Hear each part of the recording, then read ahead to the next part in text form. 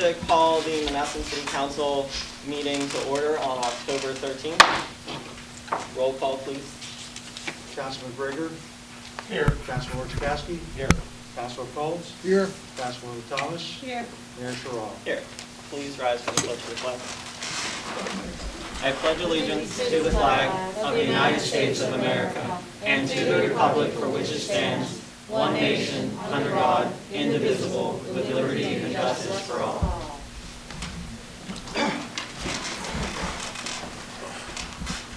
Has everyone had a chance to look at the minutes? I'd like to make a motion to approve the minutes from the September 15th, 2020 meeting. Is there a second? I'll second it. Any questions or corrections?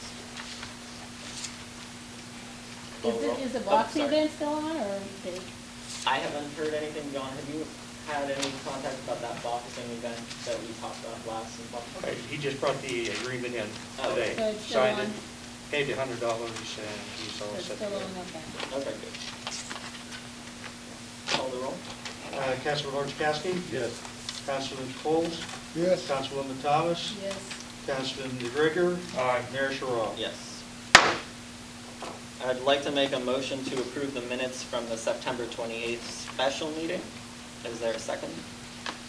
I second. Any questions or corrections? Call the roll. Councilman Coles. Aye. Councilwoman Thomas. Yes. Councilman Grigor. Aye. Councilman Orchakowski. Yes. Mayor Cheryl. Yes. I'd like to make a motion to approve the minutes from the October 5th, 2020 work session meeting. Is there a second? Second. Any questions or corrections? Call the roll. Councilwoman Thomas. Yes. Councilman Grigor. Aye. Councilman Orchakowski. Yes. Councilman Coles. Yes. Mayor Cheryl. Yes. I'd like to bring Carissa Barkas up to speak about cat control, trap, neuter, and release.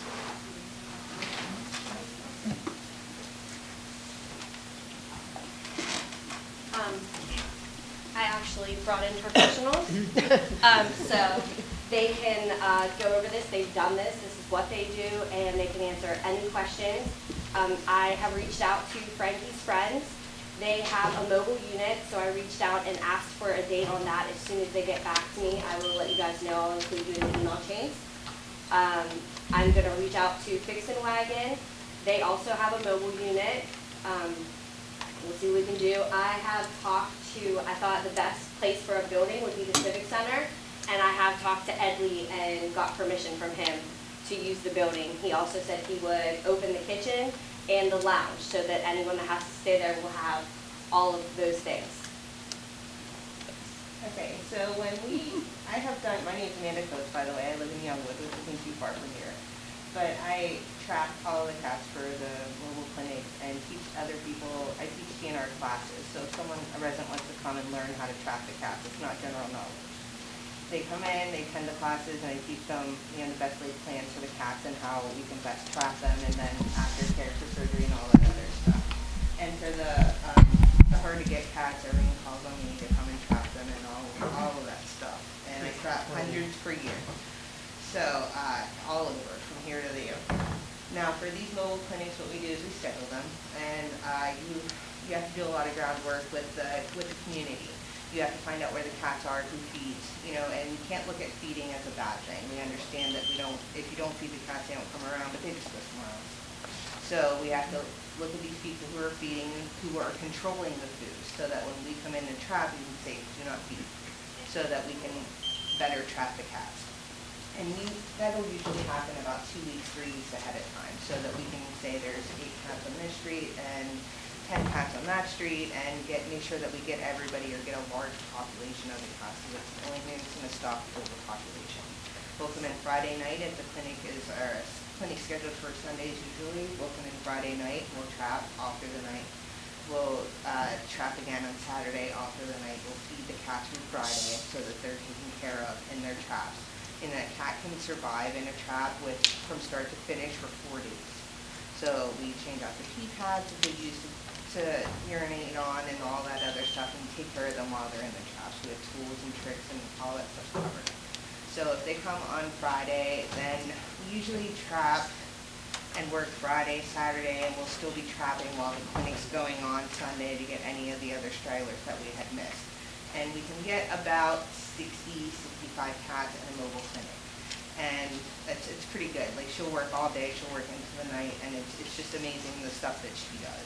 And then we hold them overnight and release them the next day. So then they'll be ear tipped, we'll know who we got, and then we can focus on if there's any more afterwards or if there's a need for another mobile clinic after that. So all of that's taken care of. I mean, we do a lot of community outreach. We talk to the people about aftercare, how they can care for the feral cats in case they can have, feral shelters so cats don't freeze to death during the winter, and all of that stuff. And then you'll slowly see the population over the next 5 years maybe just die down. We've done this in Portview, we've done it most recently in Turtle Creek, we've done it in Export, North South, they did it in Plum. We've done all of that, and there's never been any complaints.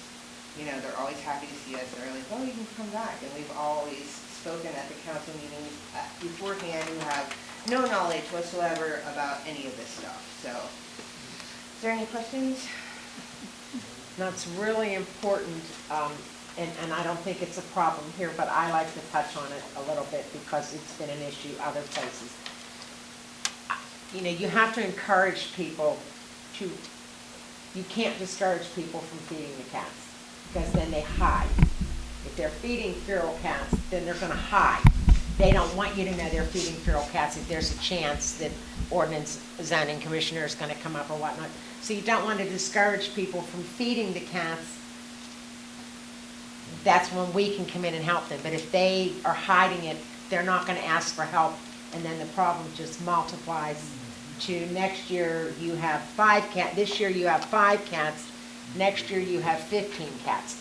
So I always encourage, consider looking at your ordinances that a year down the road, somebody's not getting a letter from your zoning commissioner saying, hey, you need to stop feeding the cats. That's number one, that's inhumane, and it doesn't fix your problem. If you have a feral cat problem, the TNR is truly the only proven method that is going to help you decrease your feral cat problem. So any kind of feeding bans or anything like that, that just doesn't work. So I don't think that that's a problem here, but it has been in other communities that we've done. So I just like to touch on that from the get-go because that's just going to make people not tell you that they need help.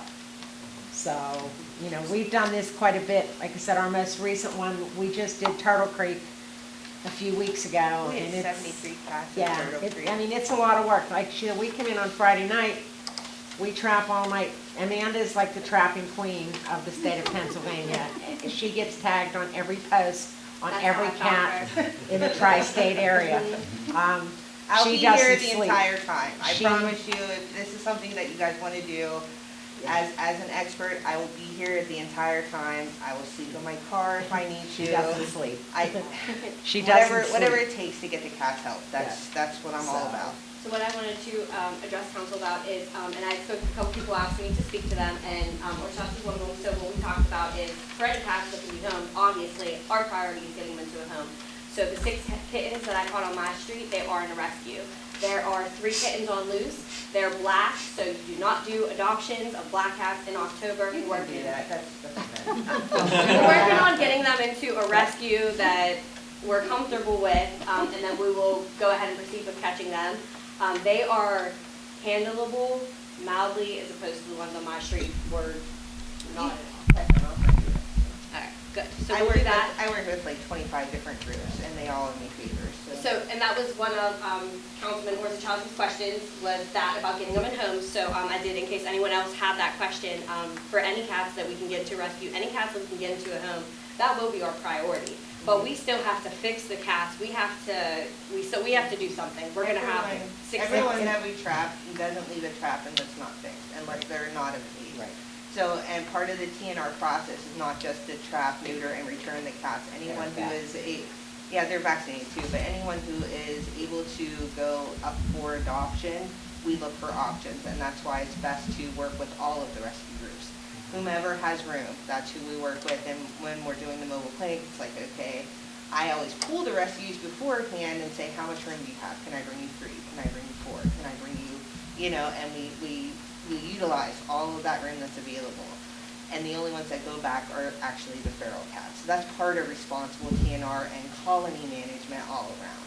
And if they need something like an eye removed, or they are not safe going back out even if they're feral, like if they need a leg removed or something like that, we always have other options and do it on a cat-by-cat basis whenever they go through the clinic. So we take care of that stuff too. And part of TNR also is they all get their rabies shots. As And long they as get a they're, flea as long treatment, as too. they're of age 3 pounds, they all get their rabies shots, which, I'm sure you've watched the news and you see these rabies scares. That cuts down on your possibility, of your rabies. So that right now is a big hot issue, is making sure that these cats are protected from rabies, which in turn protects your residents. So what I want to talk to council about is if we have to fundraise, we'll do it. I'll do whatever. I want this to happen no matter what. But I am asking for your support financially if it's something that you guys are willing to and able to do. And then also the other thing that we need, we are going to have to work with the community, and I'm going to try and put together a team. So anyone that's willing to help, anyone that has cats, please contact council. If you're not comfortable contacting me, contact me. The information will get back to me. I need to know where the cats are, how many. I need to know people willing to help, people willing to be on teams. We'll have door knockers that we're going to have to hand out once we secure the date. We'll get things moving a lot faster. We have to secure a date first, but everyone will get a door knocker so they know what's going on. The trappers will be there. The traps will be out. We need everyone to respect them, to stay out of the way, to stay away from the traps, to not interfere with the process. And we also just ask, these are people coming in that are not from Monessen, and they're coming in to help our community. So we do really ask the police to work with us. We want the police checking on them. We want the police around. We want the police escorting them when necessary, just to make sure that they're comfortable here. What if someone's pet kitten goes into a trap? If someone, I know there's people let their cats out, because they do it on my street, but that's they go gonna right be back on to the, the that's house. gonna be part of the door knocker issue. Yeah. If you have That roaming weekend, cats, they have to stay if in. you have roaming cats, bring them in. Yeah, This that is the weekend, date that's what I was gonna- gonna This say. is the date that's Right. gonna happen, you need to keep them in, otherwise they're gonna go in a trap, That's what I was they're gonna get thinking. fixed, they're gonna get ear tipped, and they're like, hey, where's my white kitten? I'm like, it's over here. Now, And I mean, also- really, We don't wanna keep anybody's cats. and also, citizens need to also kind of be responsible, because we have an issue here. So this started off with one person or 2 people letting their cat out. Well, thank you, now we have 3,000 feral cats. If I'm trapping anywhere, in any area, and I see a talk to cat them. that's outside and it's not fixed, I don't care if it's owned or not, I don't give it back until it's fixed. Now, when you neuter them that weekend? What's that? You Yep. neuter them that weekend? Yep. Oh, And then, yeah. and you release them that Yep. weekend? That they They Now, can what be happens released. though, because sometimes, They- don't they usually, vets, when you go get your animals fixed, don't they usually say they need to stay, They around have the a house later for a day? anesthesia for the TNR process. Okay, that's what They have a later anesthesia process. Now what Right. happens when a cat, you have these cats, and then when you cover a cat in a trap, it acts like a baby bird. Like, they'll freak out if they're not uncovered. You cover them right up and they're fine. So they stay covered, and they take them in on the mobile clinic in the traps. They have a fork. I usually have one in my car. I could have brought it in to show you. They have a fork, and it goes down through the trap, and it holds the cat right there. They shoot them with the ketamine right through the trap. They cover it back up, and then it falls asleep in the trap. It doesn't even know anything. It's taken out for surgery, all through surgery, all through post-op, all of that stuff, and then it wakes back up inside the trap. And then we keep them for an extra 24 hours That's because right. they don't need stitches or anything removed. Everything's done with glue or dissolvable stitches on the inside layers for the females. So anything like that happens. Any cats that end up pregnant, we do a pregnant spay because we don't need any more Right. overpopulation. So all of that's done humanely, and everything's taken care of. So if somebody's pet cat comes in there and it's not fixed, we're gonna fix it before we fix it. And also, on that same note, part of trapping is, you heard her talk about, we tell people they need to pull food, they need to stop feeding the cats like 24 hours before we're coming to 24 trap. hours before a Because cat's hungry, cats no. are food motivated. If they're hungry, they're gonna go in. We bait those traps with stinky food. So if it's your pet cat and you're feeding it on a regular basis, won't go in the chances of it going after that food, unless it's a really stupid kitten, which there's a lot of stupid kittens out there, the chances of it going in that trap are slim because they're not hungry like the ferals that we pull food for. I've trapped so many cats. The way that the cats move can around tell. the trap, You can tell, I can yeah. tell who's owned, I can tell who Yeah, you isn't. can tell. I can Yeah. tell this cat's from block A, I can, all of that stuff. And just by the way that they move around their traps and how their mannerisms, I can tell all that stuff. Any other How many questions? traps do you have? 30. 30 traps? And I have That's different, right. I have different other kinds of traps too. I have a drop trap, I have GPS trackers for the nursing Well, I was moms. going to say, we've got to advertise about it because they disappear. Oh, I have my names on all Yeah. my traps. There's a trick to that that we just did in our clinic, and Turtles. I had everybody brought traps, and it's hard to, We use color-coded tags. I have if little we're doing a color-coded, mask. like bread tie type things. So you get pink, you get blue, you get green, you get yellow, so that when we're all done and we're cleaning the traps, I made a pile of yellow, that's Amanda's, here's a pile of blue, that's Susie's, so there are tricks to make sure You're gonna have, everybody like, gets their stuff a back. bulk of it's probably gonna be my stuff, and then you're gonna have some stragglers from other stuff, because I don't have enough to fund an entire They're clinic. costly. They're definitely costly. They can run, my traps run about $50 a piece. That's on the low side. Yeah. Come on. That's on the very low side, and I use a very economical, a very sturdy, silent trap, and it's my favorite trap. And they're about $50 a piece. They don't make it anymore.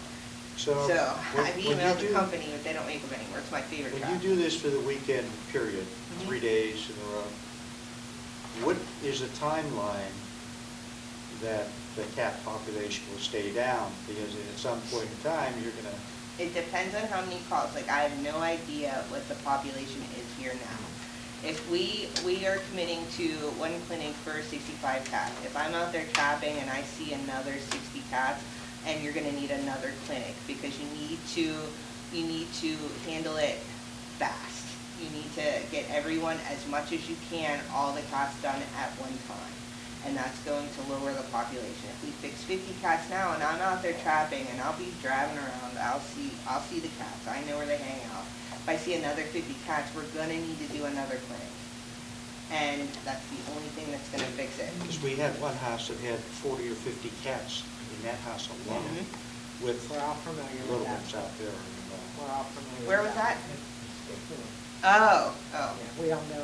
But I mean, we try to get them all, and you have to open that line of communication with the caregivers, so that if they have 10 cats they're feeding at their house, and we trap all 10 of those cats, okay, so everything's fine and dandy, and everybody goes about their merry business, and next summer, another cat comes in.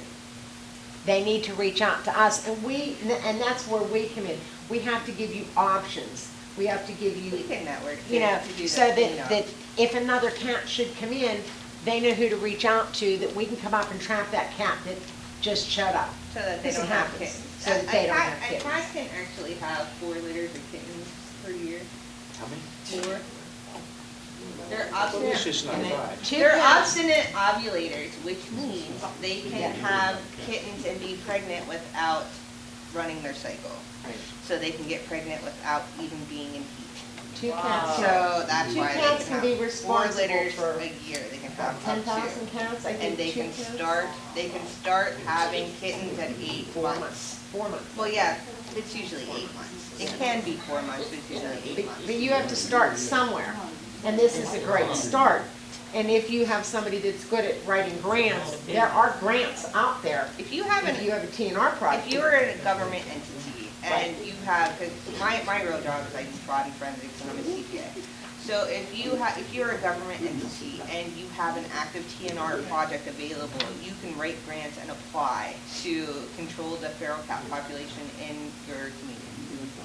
And they'll take care of that, but you have to have it active. You have to have a couple clinics and have an attempt made to curb the population ahead of time. And that all helps with the grant writing and the grants that are available through the Petco Foundation, and there's a couple others. So then they'll be able to fund clinics in the future if this is something that you want to do yearly, you want to do semi-annually. So those are things that you can do. So how much is A clinic usually, it depends on which clinic we use, it's like $1,500 to $2,000. It's not, and that'll fix 60 cats. Yeah. That's nothing that no one can afford. Everything's done by volunteer work, and, you know, that's paying for their supplies and the vet's time. Everything else is volunteer, all their text work volunteer, and all the trappers work volunteer, all the community outreach is all done, all volunteer. And you And consider 60 cats, That's average pretty is cheap. 60 cats, and it's about $30 to $35 a cat to get spayed or neutered. Females are a little more. 55. Think about what you Last time we pay, did if one you by took one. your cat to the vet, to achieve you're that. gonna pay a couple $100 to have your cat spayed or neutered. And when you look at the big scheme of things, we'll say $40 average, male or female, that's pretty darn reasonable, and that's also including the rabies shot. And they get ear tip, flea treated, ear mite treated, and any other, Dr. Becky from Frankie's Friends, She'll if they do need the above anything and else, beyond she, surgeries. if they have bad teeth, she'll do the dental work right there. Or if they have something else wrong, she does that while they're on. So in the Our big scheme philosophy of things, is they need to be taken care of regardless if they're It's- feral or it's- not, you know, so we just do as much as we can for as many as we can, and it curbs it. Like when we did the big trapping on Clerk, we haven't had an issue with them, and that was how many years ago? 3 years ago. We didn't have to go back and do another one, and we didn't have to, Plum, I had to go back and trap, like, at this one house, there was 20 other cats, but nothing major that we had to have another I mean, mobile it for. puts a dent in it. It puts a huge dent in it, and it's a start. You know, when we did Turtle Creek, we did I trapped probably 28 cats. 4, Turtle Creek is a pretty big area, and it was just weird that the people that reached out to me were in general areas. So 5 people from this street reached out, and 5 people from here reached out. So it ended up working out that we actually were able to complete 4 to 5 areas. So that those 4 or 5 areas are completely under control now. Did we get them all in Turtle Creek? There's probably another 100 million down there. But We'll have to we go got back, we'll have to go back. to those, Turtle Creek. those areas, and same here, you'll find out, it's gonna be the same general areas. That was only like last month or something, Yeah. last month. we So did. we'll get one area, you deal with one section at a time, and you get it under control, and But I don't know how many cats are here. When we do the community outreach with Carissa and reaching out to the community about how many cats they feed and all of that stuff, it usually fills up pretty And you quickly. said it's possible of 4 litters per year. Yes. What's the number of years? A cat can still produce for 15 years. yep. We had one in Turtle Creek that And was the 14. average litter? At 4 4. per So litter. you had 16 per 16. cat. And then that's Times. exponentially. And Yeah. and so what our saying is, if you want to save 1 million cats, you spay one. Exactly, because cats don't have any inkling of brother, sister, mother, No, father, no. aunt, uncle. There's incest. They don't have, Absolutely. they don't give 2 flying leaps. And that So, you see that a lot too Yeah. whenever you're doing colonies like this. Yeah. You have a black and white colony, or you have the orange colony, or you have the ones that are all Right. black, or the ones that So- are like white and stuff. And then you see a lot of birth defects as well with that, because they'll have Right. the extra toes, or they'll just have weak litters, and those are all birth defects of the incest that happens whenever they're left to their own devices. but I definitely think that this would help immensely, because I know we get a lot of complaints about, cats roaming all over the place, and I'd like to think 99% of people would like to see some sort of humane solution. This is I'm- absolutely No, a humane solution. and Not- also, I'm sorry, one other thing that TNR does do, so an unfixed cat will stray 2 to 3 blocks. Okay, that will be their area. Especially A if they're spayed nursing cat, moms, a too, spayed so- or a fixed cat will stay closer to home. It may only go 1 or 2 houses. So instead of having a radius this big, now you have a ready assisted. What we tell them too is a lot of people who are looking at all of their options whenever they're dealing with a cat problem. So obviously one of the options is trap and kill. We don't advise for trap and kill because what you have is a vacuum effect. So when you trap and kill as many as you can, then you have all of those cats out there that you didn't even know existed, and they're coming in and they're not even fixed. So now you just have to keep doing it because they'll just keep coming. So a cat who has been TNR'd will protect his area and where he's always eaten at. And they'll fend off any newcomers. They'll let one or two in. It depends on, but for the most part, they protect it off from any cats who are unfixed.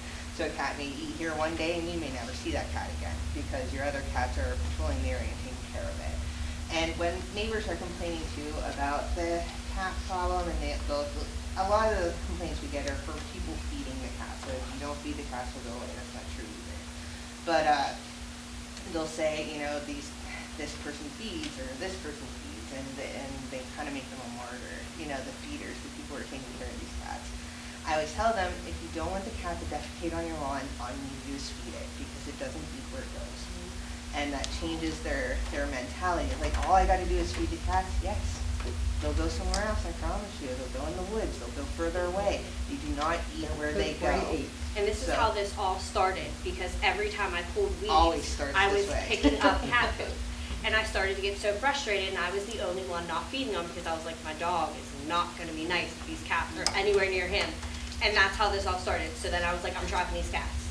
So I trapped the kittens, got them into a rescue, trapped the mom, got her fixed. I have 2 males I'm working on now, but there's no more, they are not going to the bathroom near my house. They don't feed. Yeah, I started putting out anyone food who and we're good. complains, I'm like, and then they look at me like I have 3 heads. I'm like, all you need to do is feed them. And Carissa, you said that it got worse, or at least you saw more cats after that house was demolished too, right? Yes, so we knew that there were some cats because we did have a rescue come in and take a litter off our street last year, same mom, and the kittens I caught were from 4 different litters, and we turned one over. So that's 5 litters from this one mom that we got fixed. But they tore down a house on my street, and then all of a sudden there were 8 cats. And we're like, whoa, like they must have been hiding in there. And we're doing a great job tearing down these properties, but guess what? There's so many critters hiding in there. And if they're there, somebody's feeding them. You just may not know who it is. Like if that's where they're resonating at, somebody's feeding them. So that's the first thing that I always do is I find out who the feeder is. And if I see 8 cats sitting outside, I don't stop until I find out who the feeder is because that's what they have all the information I need to know in order to get these cats trapped. So somebody's always feeding. And even if they don't tell you or whatever, they're always feeding. So they're always happy to see people like us coming in and trying to help the cats because they care for them and they want to see better for the cat. So they're always happy to give us all the information. Anyone have any more questions for them?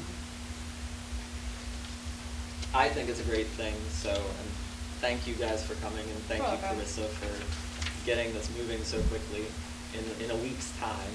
Yeah, someone tagged her, and it was like, after that one tag, I was like, can you call me? And then it was like, it just was amazing. It's all coming together.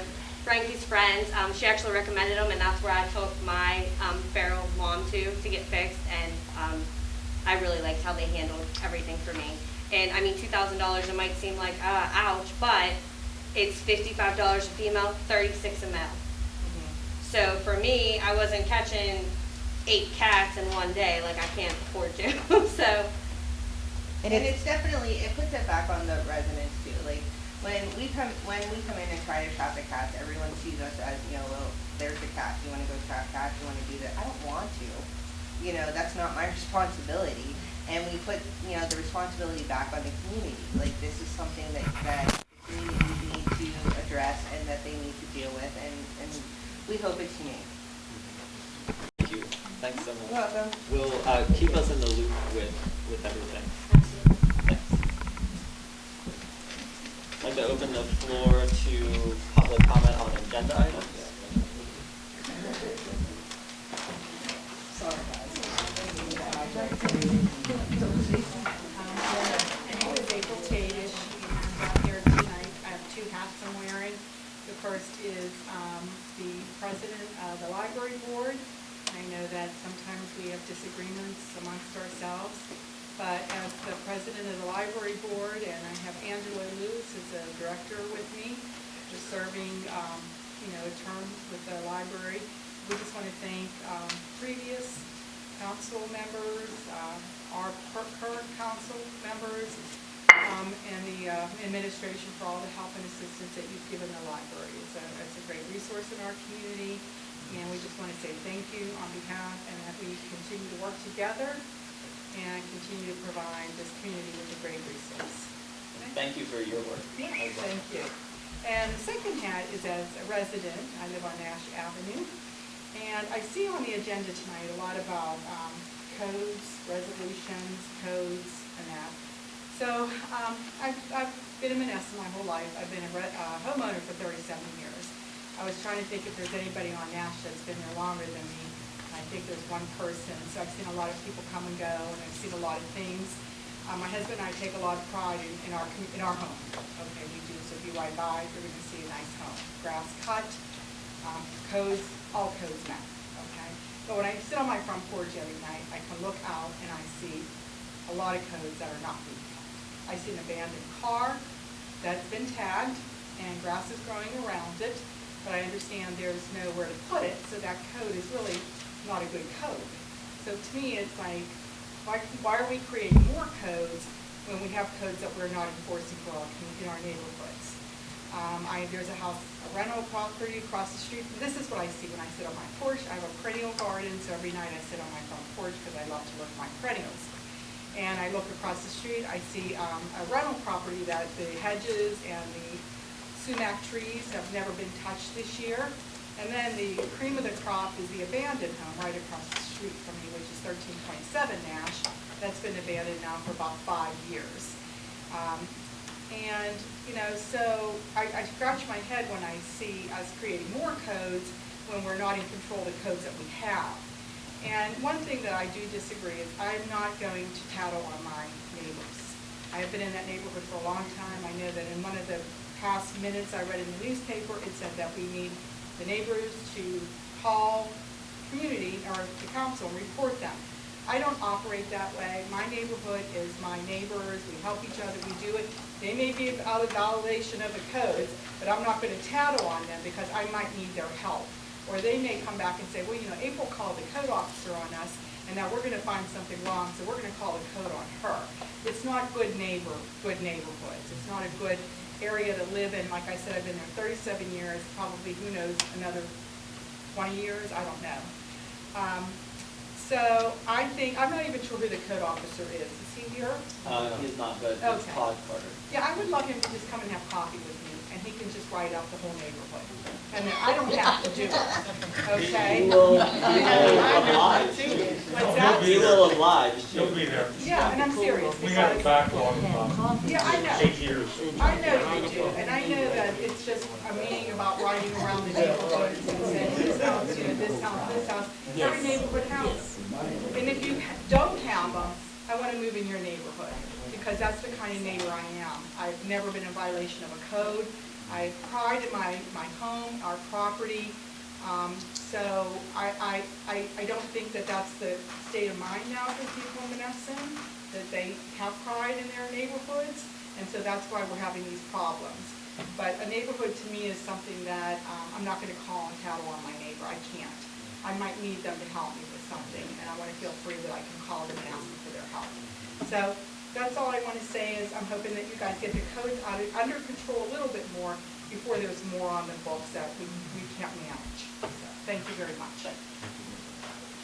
Oh, and if you would like, I can let Todd know to get in touch with you. Yes, Really. thank you. That'd be awesome.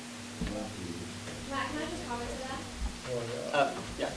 I just want to let you know that it is completely confidential, and I can tell you that firsthand. So when you call and you report a code, they do not know who reported the code. Okay. A lot of times people think that the code officer is coming up there. In the past, like when people would think, why is he coming up here and picking on me because of dog food? Somebody called. So they don't know who called. They don't even always know that someone in fact called. It is confidential. Monessen's a small community though, and I've been here Yeah. my whole life, so I still don't believe I think a that. lot of people feel that way, Yeah. that what you said. Yeah, thank you. Okay, this is Ernie, Town Rapids. I noticed you got a lot of codes, like she's saying. You guys keep coming up with more resolutions. Is there any way you could print out all the codes and inform the public that lives here, so they know what they have to do as responsible residents? So each of them are, the ones that are going up for adoption are advertised in the paper, and John does have copies, so if anyone wants to see them, they can contact the city about that. And I don't think you were here last week when we were talking about, so the codification of the codes, which is when, like, they're kept on a site called eCode 360, that hasn't been updated since 2015. So all of the ordinances from 2016 to present weren't included on there. So that will be updated soon, so that residents can go and basically like search abandoned vehicle, and it'll come up with Well, the. I'm just saying, can you put an alphabetical code directory of all Well, the citizens should know? it is like that online, On but which line? on that the eCode website. The But eCode. I would be happy to share that. But it's not the city of Monessen's code. No, but there will be a link, and our website will be down at the Okay. end. Well, yeah, it's the city of Monessen's code, but it's not the city's website Okay. that it's on. When is this website? It will be up at the end of the week. We're switching the domain over And it's gonna be up and running next week? at the end of this week. So it'll cityofmonessen.com, still the same. Okay, and you people are big fans, right, Yeah. of Facebook? What's that? You're big fans of Facebook, right, because you always put things out. I have a suggestion, when it comes to a penny saved is a penny earned. Instead of like quickly saying we gotta advertise for this position or advertise that you guys are going on this, why don't you put it on Facebook? We're required to advertise by law. Yeah, why don't you put it on Facebook? Well, we could do that, but we still have to Why don't you do it advertise. on Facebook, and then you'll get more of a response? It has to be in a local publication. Yeah, if it's something that has to be legally advertised, it has to be So advertised. Facebook in is the- not That legal? doesn't satisfy the legal No. requirement. And I think the General Assembly is talking about allowing municipalities to do that, but they haven't passed anything. Yeah, because they put everything else on there. Yeah, right now it's just local publication, like newspaper. So you got, how many public advertisements you're gonna submit this month? No, I don't know. off the I top of my noticed there's head. 3 or 4 there, so what? Well, there's, those were, $1,200, $1,500? those were already advertised. There is one, I believe, this month. Do you have like a documentation, how much money you threw into the newspaper? Yeah, John would have that. Who places the ad? John. Just wanna know, because I thought everybody put in whatever they need for their department. Okay.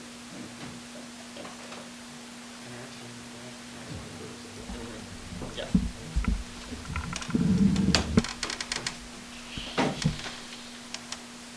Ron Moser, 25 Colonial Drive. Just a few little questions here.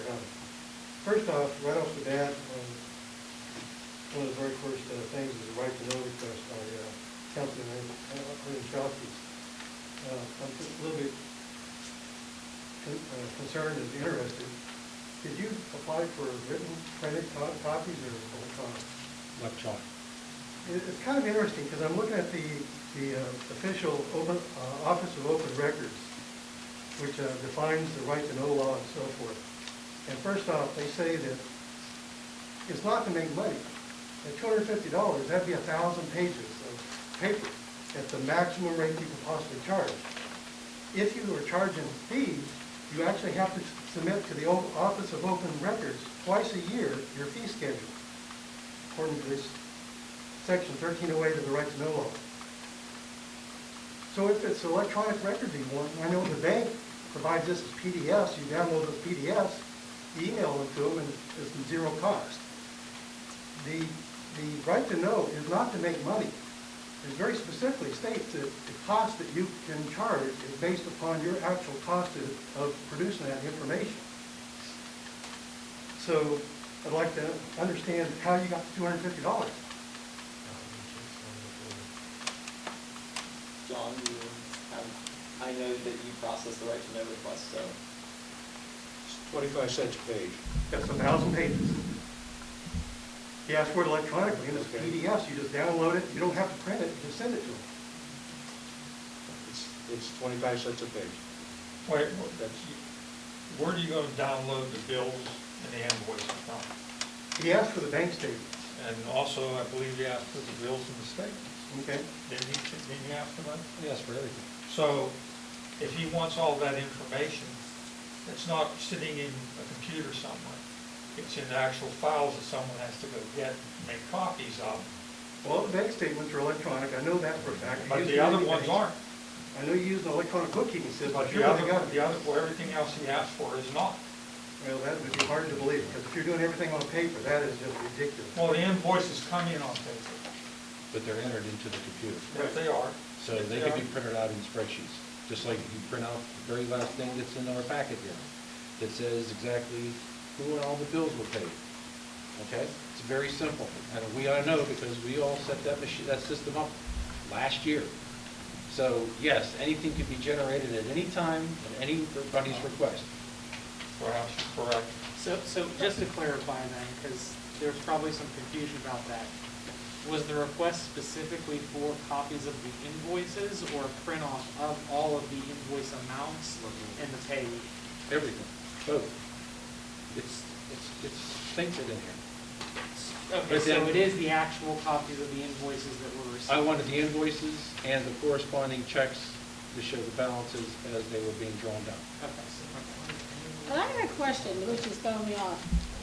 Why does a councilman or woman have to pay for something that they should have a right to look at? That's my question. I think you gotta come in and look at the files. Yeah, I'm just, and I'm just asking, this has been something that they've been asked for all year round. This is what the 9th month or the 10th, it's the 10th month. And he's been asking since January. I thought we had a right as council members to look at whatever we wanted to look at. Am I correct? Yeah, I mean, council members can. But request to he's see been that. asking for 10 months. I And he think hasn't that's received it. It's not just coming in, if we ask for a particular report or something, that should be generated to us as being on council, am I correct, Tim? If it's something that's available to the city, Yes. then that, all council So members. this has been building for 9 and 10 months, so that's why I finally did the right to know request. Which you shouldn't And have for had. 9 or 10 months, we told you the facts are here, come in again. No, I asked for them electronically, so I could review them at my own time. Is that not available? You can, anytime, I'll make myself available for you to come anytime. But I'm asking for them electronically, so you really can't not tell me no. I'm not Because it sounds- saying no. But I'm you just haven't saying produced them in 10 months. They've been here, and you refuse to come in to look at the files. I can't come in at work. I said, after work, you wanna come? I'll be here. Why can't they be produced like we've done here? I just want a simple answer. And Tim, I want to know what the legal answer is on it. Well, if you have them there, what else do you need? This just started to happen a couple of months ago. This didn't That's happen. because, May I? go ahead.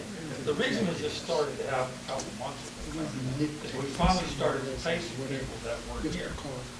You brought in individuals, well, actually, you did bring in individuals. We had one lady who was the city administrator. She had 4 or 5 different jobs. And there was no reason for that. You as a council never bothered to replace people. So that when we finally came in there, we had to sort out the mess that you left. And it was a mess. We actually, 2.5 years of non-foul. excuse me, John. Go ahead. We had to sort out the mess that was left. Look, I'm not here to argue that. I'm not arguing with you. And I'm not here to discuss that. I asked for But I'm a telling you, simple, I'm giving you a simple answer. your safety. Let's keep you there. Sorry. He's more than welcome to comment on it. The point is, Yeah, my why- question why? was to Tim. Legally, why can't we get electronic copies of what was requested? Didn't you ask why it took 10 months? Did you ask That's that question? beside the point. No, but did you ask that question? Yes or no? We both asked it. Why did it take so long? Okay, well, I'm trying to tell you, or explain it to you, and you tell me you don't want me to tell you. It doesn't So solve it the doesn't issue. matter. Well, the issue is this. We finally have people here that can do the job, and we're putting it together. All this stuff could have been done if this place had been properly staffed, and it was not. It wasn't done. And we are trying to work on it and get things. As you can see, you have now for the last couple of months, haven't you? So, you're making nice comments, I appreciate that. My question to Tim then is, if a council person or woman requests a particular file, document, information, and they want it sent to them electronically, is that a yes or no to proposition? So the city has to provide documents in the form that it regularly maintains those documents. That's in the sunshine. Or maybe that's the right to know one. So if it's something that the city has and keeps in electronic form, then it needs to be provided in electronic form. So I don't know, once again, I can't speak as to how we keep records or in what form we do, but bank statements today are online. I don't know whether the city does download and save those as electronic documents, for example, or whether they use the actual mailed ones that are sent, just like invoices. I don't know if they receive electronic invoices and then save those as electronic files, or whether it's all just paperwork. They're all paper. So if it's something that's not routinely maintained, like I said, under the right to know law, people are entitled to receive it in the same manner that the city maintains that record. And if they, once again, don't download electronic statements, which I don't know what the city does or doesn't do in that respect, then it's whatever form that the city actually uses it in. Regardless of whether it's something that's, available in this form or that, the city doesn't have to take any extra steps to obtain that record other than in whatever form they've actually routinely kept that record already. So the reports, that's something I think that can be electronically generated because there's software that does that. The invoices, it doesn't sound like the city gets in electronic form, so those would have to be. They may not, but they put them into the database to make payroll. I pay out of the general fund. I think they enter them, but the actual invoice itself is in paper form. So the information about the amount and the vendor, or whoever the payee is, maybe the check number, whatever, may be entered into the system, but the actual invoice itself, and that's why I asked that question to clarify, are you looking for the reports of all that information that may be able to print it off from the software, or are you actually looking for the actual paper invoice that the city receives and then has to process? Either or. That's why I chose to make it right to know. But I'm sorry, I'm going to take up. Well, he was leading it because he knew that I sent you an email for $250. Well, it's on the agenda, John. It's on the agenda. I know. It's in materials on. Yeah, that's another. But it says here, yes, electronic copies preferred if available. Not available. And once again, just to clarify, what are the reports, if the city can generate a report from its accounting software that lists all the vendors and all the amounts and check numbers, whatever it can generate, is that sufficient to satisfy your right to know request? Yes, on that part, okay, absolutely. On which part of it? There was two parts. One was that, and the other part was from January to now was bank statements, Okay. beginning and end of the month. So yes, my request to fill any of those requirements was not a problem at all. And we have no policy for charging even right to know electronic. City of Monessen, we never came across doing a policy for that. Yes, you charge 25 cents for print, but there is no policy for electronic. So there is no charge. There is no charge. If somebody else wants to do it. There's no cost clearing the open office, the office of open records. Like I said, the fee is based upon the actual physical cost it costs to produce those records, not some money-making scheme. But, okay, how many, motion G, first section, whatever that is a motion to approve a resolution to authorize and approve the increase in city line usage by $15 per month. How many people does that affect? It's all ratepayers. So how many is that? I mean, it's curious. Do you happen to know, John or Jim? I don't know the ratepayer number off the top of my head. how do you come up with $15? You don't know the number of rates, number of They use 3,500. 3,500? Okay, that's very interesting. The last page, you talk about the major funds, and you've got this really nice, colorful page here. And it's very interesting to me because I remember, I don't remember exactly which month it was, early this year, you guys discharged the auditor. We actually did not. We authorized to put out an RFP for auditing services, but we never put out that RFP, and we never did any action to keep or get rid of the auditor. They're still our auditor as far as we're concerned. Where are they in the process of performing the audit? They have They're not supposed to be- contacted us Is that because they don't know? since February. Who is that auditor? Maybe. Cipher and Cipher. But I am not opposed to putting out that RFP. But Well, either way, I think it's important that audit, I've been reading the newspaper recently, and I see in the newspaper, they publish the audit reports from many of the different communities in the Mon Valley. And I've been looking for Monessen to see how we really stack up. It really concerns me when this really nice, colorful piece of paper comes out, that you take the general fund, and then you add to it how much money you're paying to debt service, and how much money you pay to Parks and Rec. You can't just add up all your assets and all your liabilities and say, oh, our fund's much bigger than it was last year. That makes no sense. This whole thing here makes no sense. If they made the debt service payment earlier last year, and they didn't have the $427 due, that would greatly change the whole thing here. What was done last year? What I'm saying is, the debt service, as an example, that's a fairly common number. That is what you're paying on that $7 million that was borrowed many years ago. When was it paid last year? I assume it was paid before September 19th. The when? I didn't hear. I September assume 20th. it was paid before September. September 2019.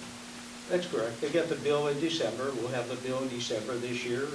So what's the difference? You can't add assets and liabilities and say, this is how much we're worth.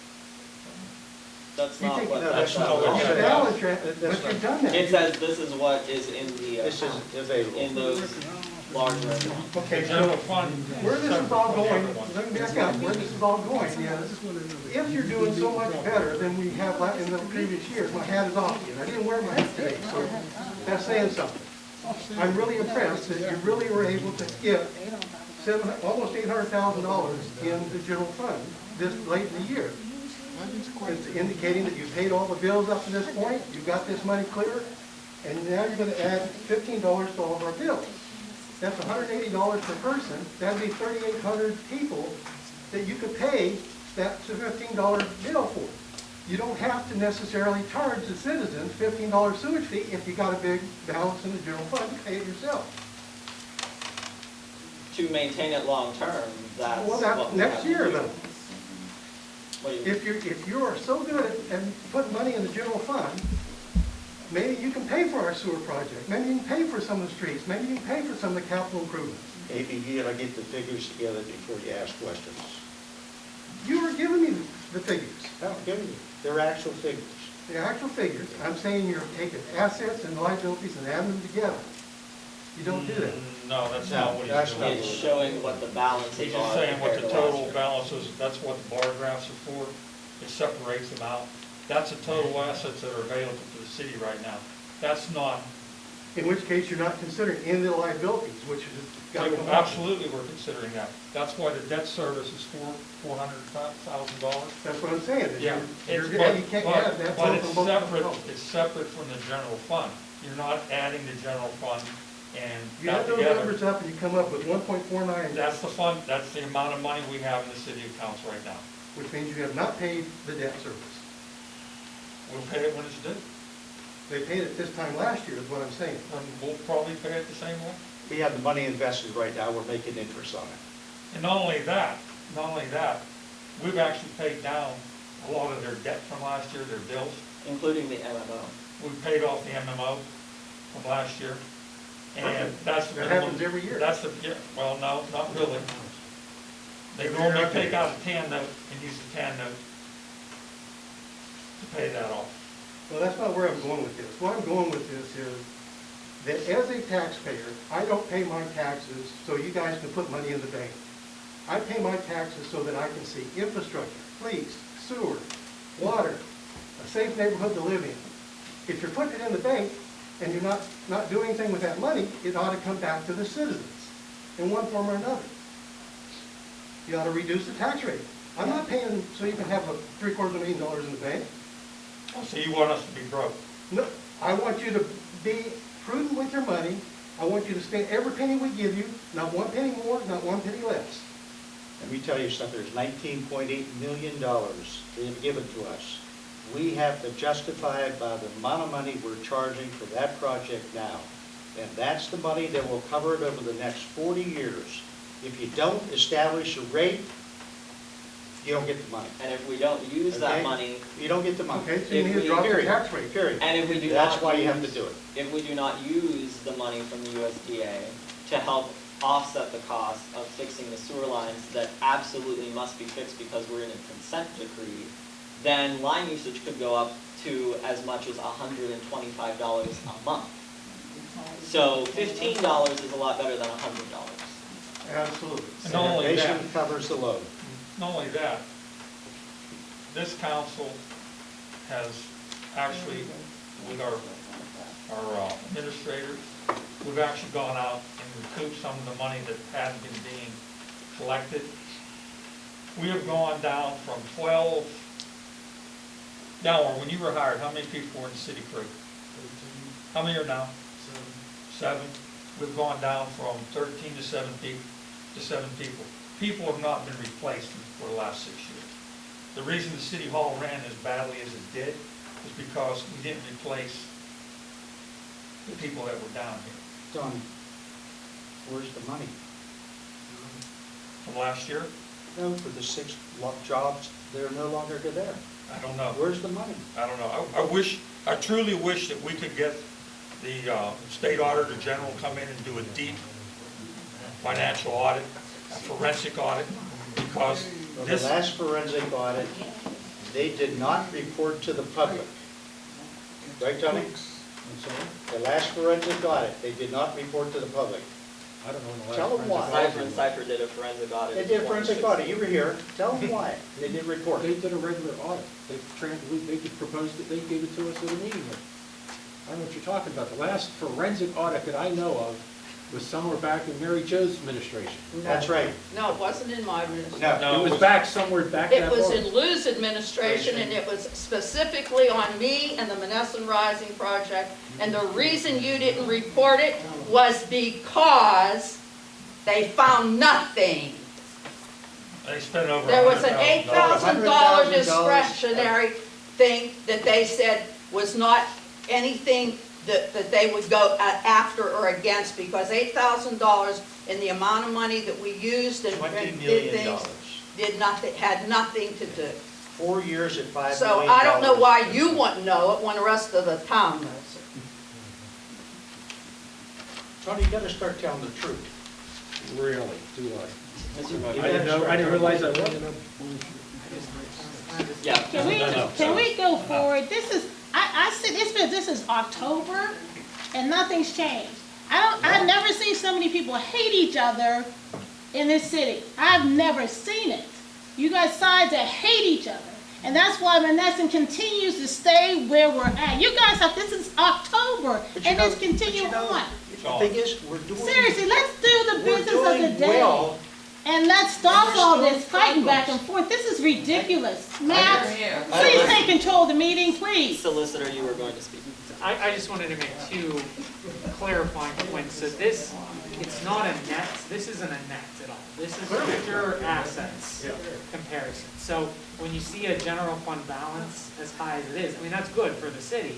But those funds, plus any revenues coming in, which at this point, this isn't the primary time of year for cities to receive revenue, that's what's got to carry the city through the rest of this year, and then into next year and determine whether or not you need a TANF. You know, that may look like it's a lot of money, but that's got to carry the city for the rest of this year. And then the $15 increase that you saw on the agenda, that's designated and earmarked for that sewer line project exclusively. So the monies that are generated for that were required to be raised by USDA in order to be eligible for the grant funding and the loan funding. And that can't be used to offset general fund expenses that the city would otherwise be paying. That's absolutely correct. And prior to that, the $5 that was supposed to be used for the EQ tank, the last 2 years, were missing $500,000. Well, they spent it, Where'd the money go? they spent it on cash basis and stuff. Tony? It went on cash basis and But everything. that money was earmarked. It never got earmarked, that That's was not Ron's. true. That was Ron's. That's what was in the paper. It was in the Said newspaper. It was newspaper. I can't earmarked. help you with that, that was Ron's thing. He was gonna take that money and put it away. And he They unfortunately should've. passed away. That's why they raised it. I mean, that's what the increase was for. They raised it before we were. It was in the, yeah, exactly. We didn't do And it. then when you came into office, after he passed away, you changed the, what you were doing with it. No, we didn't change nothing. Oh, yes, It you went did. back in the same, you weren't even on. It that. was No, put there's no into- money I'm not gonna when- go there, I'm not gonna When get into Ron, this. when Ron was here. I'm really not gonna get into it. Of course My you God. Anyway, Mr. Moses. Actually, I'm gonna save the rest for the end of the meeting. Thank you. Anyone else?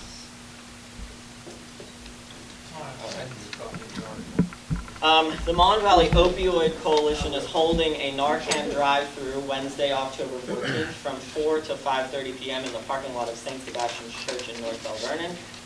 Our chief, Jim Smith, is the co-chair of the Mon Valley Opioid Coalition, so they're asking everyone to go and get the training and the Narcan, and hopefully you will save a life if the opportunity arises.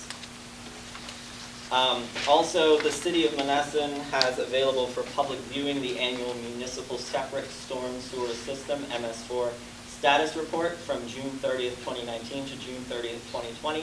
It's up there on the code office counter if you want to look at it.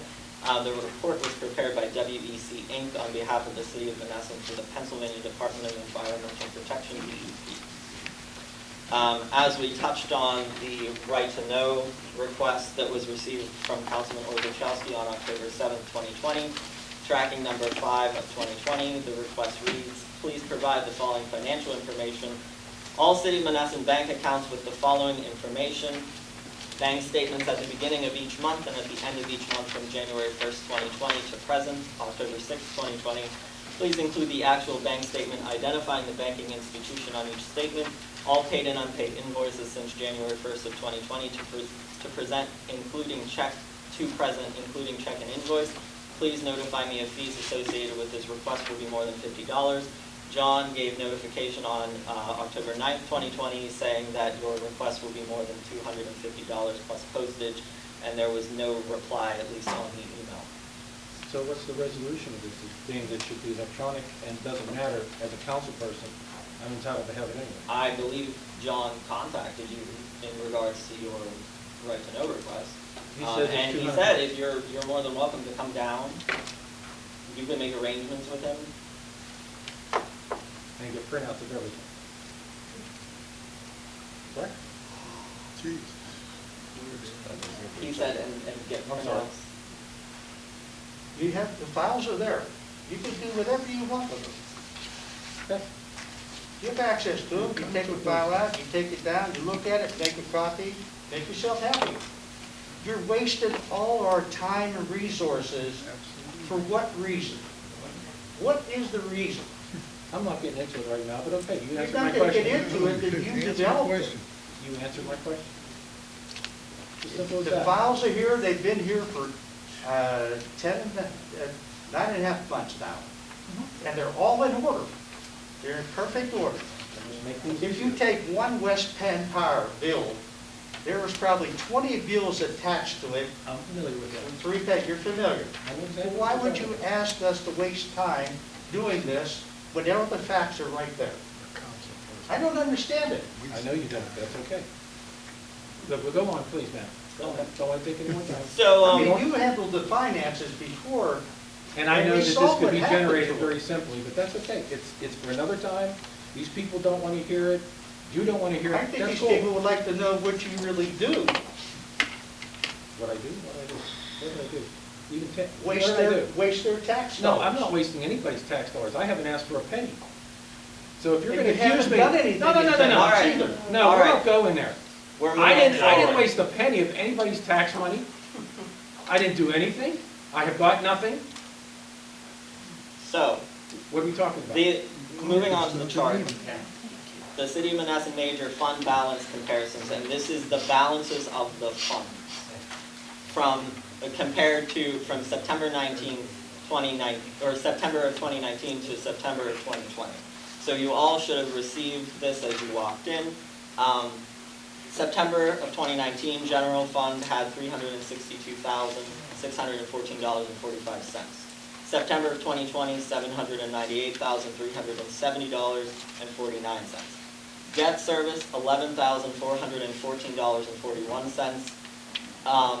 In September of 2020, $427,606.75. Line usage in September 2019, $153,137.79. In September 2020, $40,599.58. Liquid fuels in September 2019, $161,534.78. And in September 2020, $82,679.77. September 2019, Parks and Recreation, $224,629.68. September 2020, $141,446.97. Total for September 2019 of those specific accounts, $913,331.11. And for September 2020, $1,490,703.56. And with the balances in these specific major accounts, there was an increase of 63% in September 2020 as compared to September 2019. On that note, and since there's so many conversations about the finances, I have some remarks that I prepared that I would like to read. If you look at the numbers from September of last year compared to September of this year, even after taking into consideration that there are still some unpaid balances from 2019, we're doing much better. However, I continue to have concerns with past figures. Even though we need to look forward, we need to address the past as well. I hope I'm wrong when I say this, but looking at the figures, it seems there were individuals who were intentionally trying to bankrupt the city, perhaps for their own interest. First, after looking into and evaluating Act 47, I want to be very clear when I say that while we aren't in the clear yet, and there's a lot of progress that still needs to be made with things that need to be paid off at this time, we are not eligible for Act 47 or bankruptcy. We are not exploring Act 47 or bankruptcy, and we will not be exploring it anytime in the near future. If I'm correct in saying that some may have been intentionally trying to bankrupt the city, as it would seem, in my opinion, I don't know if it's contributed to incompetence, ineptitude, or because former city officials are supposedly connected to the few firms in the Commonwealth that deal with municipalities who have filed for Act 47 status. All of these reasons, in my view, are insufficient at best. I've been airing these concerns and others upon taking office, and even during my infamous absence, which began in part when members of council at the time told me that if I were to quit, this would, quote, all go away. I'm glad that in January and throughout this year, we were able to make the necessary changes to allow the city to grow. I don't understand why the city wasn't going after the hundreds of thousands of dollars in lost revenue from garbage bills or lost revenue from reimbursements owed to us. I also don't understand why we were paying for duplicate insurance coverage for our retirees, or why engineering fees and solicitor fees were so high, or why we didn't go after all permit, inspection, or other code revenues, or why the city didn't seek more grant funding to increase its money towards projects and improvements in the city, or why the city hasn't done anything to attract new residents to move in order to generate more revenue, or why we've done nothing about the delinquent property taxes owed to us, which date back to the 1990s and total $1.4 million to the city alone, $5.3 million to all three taxing bodies, city, county, and school, and some of those properties still have people living in them, and they owe decades of taxes. These are just a few examples. I'm glad we're on the right track now, because Act 47 and bankruptcy wouldn't be fair to our residents. It wouldn't be fair for them to pay more and get even less services provided to them, especially police protection, which could have been drastically reduced if we had gone into Act 47. It would be my recommendation to council to consider a forensic audit or some other means to see what happened so we can ensure that it never happens again. I again commend the work of John, Councilman Coles, Rosalie, Jerry, Cheryl, Tim, and anyone else who has helped straighten the finances out. And I'm glad things are improving. The comparison of the balances of the major funds speak for themselves. And I will also add that if anyone would like to see any of the financial information, you can make an appointment with John or get in touch with him. I'm sure he would be willing to show them to anyone in the public. And I would like to see a binder that we could put up at the table here, like was done in the past, so that we can share those figures with the public for whenever they come in here. So that's what I have on that chart. We don't have any old business, and I'm going to hand it over to Jerry for the treasurer's report. This is the treasurer's report. Mayor Matthew Straw and City Council. Ladies and gentlemen, garbage fees and city real estate taxes collected for the month of September. Garbage fees current, September $2,583. Year-to-date, $344,371.29. 2020 budget amount, $370,000. Garbage fees delinquent, September, $628.50. September year-to-date, $111,954.64. 2020 budget amount, $200,000. Housing, garbage housing quarterly. From the county, we received nothing in September. Year-to-date, $45,776.25. Budget amount, $67,800. Total budget amount for 2020 was $637,800. Garbage fees collected for 2021. September, $55. Year-to-date, $679.98. 2020 budget amount, $100,000. City real estate taxes, revenues. City real estate taxes current. September, income, $20,567.04. Year-to-date, $2,006,277.02. Budget amount for 2020, $1,450,000 for the general fund, debt service fund, $500,000. Parks, $251,750. Library, $50,000 for a total of $2,251,750. Delinquent city taxes. City taxes prior collected by the city. We had nothing in September. Year-to-date, $4,672.39. 2020 budget amount, $4,000. City taxes collected by Portnoy.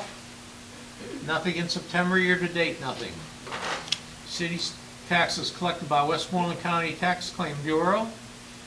September, $100,987.95. Year-to-date, $194,482.37. 2020 budget amount, $120,000.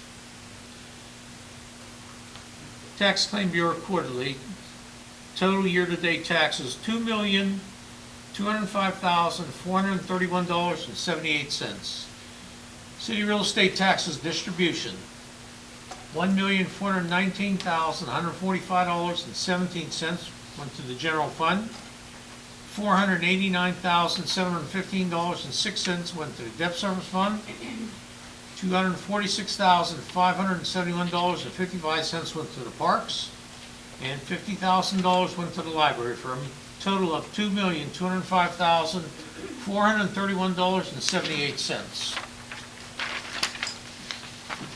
City real estate transfer tax we received in September, $6,572.97. Year-to-date, $157,733.94. Earned income tax, September, $47,208.32. Year-to-date, $470,000, $519.46. Mercantile tax, $870.03. Year-to-date, $22,960.56. Local service tax, September, $540.74. Year-to-date, $57,969.68. Tax certifications. September, we received $3,020. Year-to-date, $17,860. Municipal lien letters. September, we received $1,650. Year-to-date, $12,675 and no cents. Mayor, that concludes my report. I'd like a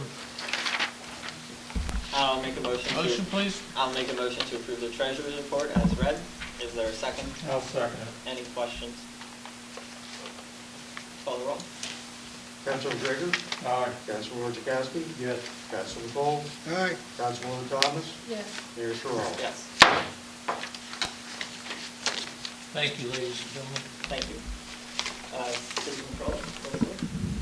Mayor and members of City Council, the General Fund Community Bank Checking Account, bank reconciliation as of September 30th, 2020.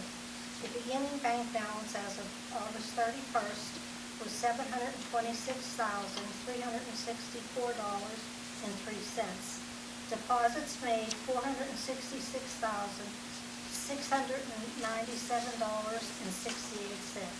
Expenses $402,503.15. The ending balance as of September 30th, 2020 was $790,558.56.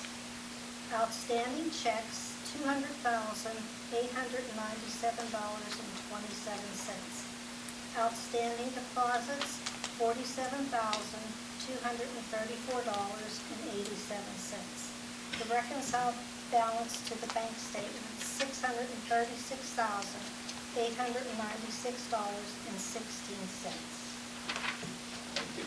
And that's the controller's report. So, there's something that's not on the agenda that I want to bring up, and we'll allow the public to comment if anyone has a question on it. But the solicitor brought this up earlier today. So there is an opportunity, which I was not aware of until he brought it up, for the CARES grant through the county, and this is not the same thing as the CDBG CARES funding for COVID relief. But the city is entitled to up to $30,000 if we apply for this grant. And so the application period is ending on October 15th. So it's a pretty quick turnaround. I helped a couple of residents and business owners with a similar CARES grant for businesses, and it's a pretty easy questionnaire to fill out. And I have a copy of the application here if anyone from council wants to see it. But I'm bringing this up for council to discuss if we want to apply for this money. You'll have an email copy here from Tim of what he said, and a copy of the resolution for that grant. So before we get into that, does anyone from the public want to weigh in on this item since it's not on the agenda? Is there stipulations for what you can use it for? I believe so. There are, it's based on the federal legislation for the CARES money that was handed out to counties to then distribute to nonprofits, businesses, and municipalities. So in the federal legislation, they did list specific items. It's primarily geared towards things that were related to the city's response to COVID. But there are some just general city expenses that would fall under that category. So for example, first responder wages, police department wages, communication costs and expenses, purchases for sanitation equipment, things like that. That would all fall under that category as an eligible expense that could be used to offset, some of the expenses that the city has. Can you use a portion of that for our TMR? I'd have to look. That's a unique way to look at it, but we can, that's something to look at under the criteria. Yeah. So if anyone's concerned about the finances of this project at all, I encourage the city to go for it, and hopefully we can use some of that money. What about small businesses? There was a separate county grant for small businesses, and I did help a few businesses. They had some questions with the grant application, so I did help them answer some of their questions. But I do know that several small businesses submitted to the county. That application, I think, was in August. So I don't think anyone has heard back yet on whether or not they received it. But yeah, there was one for nonprofits in the county, one for small businesses in the county, and now this one for municipalities. And then for council, obviously the public doesn't have the benefit of the email. That link, if you go to that link, you'll see that there's a list of examples of eligible uses right on the county's webpage that could be referenced in generating that. We'll have to take a look and see whether something like a TNR project would fall under that.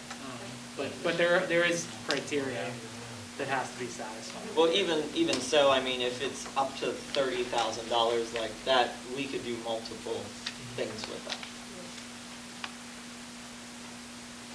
It's a municipal support grant. Yeah.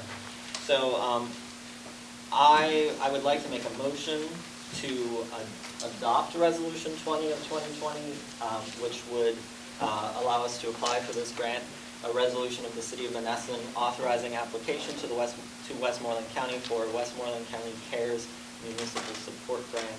Is there a second? I'll second it. And then for discussion, I mean, does anyone on council have any suggestions on specific projects, items?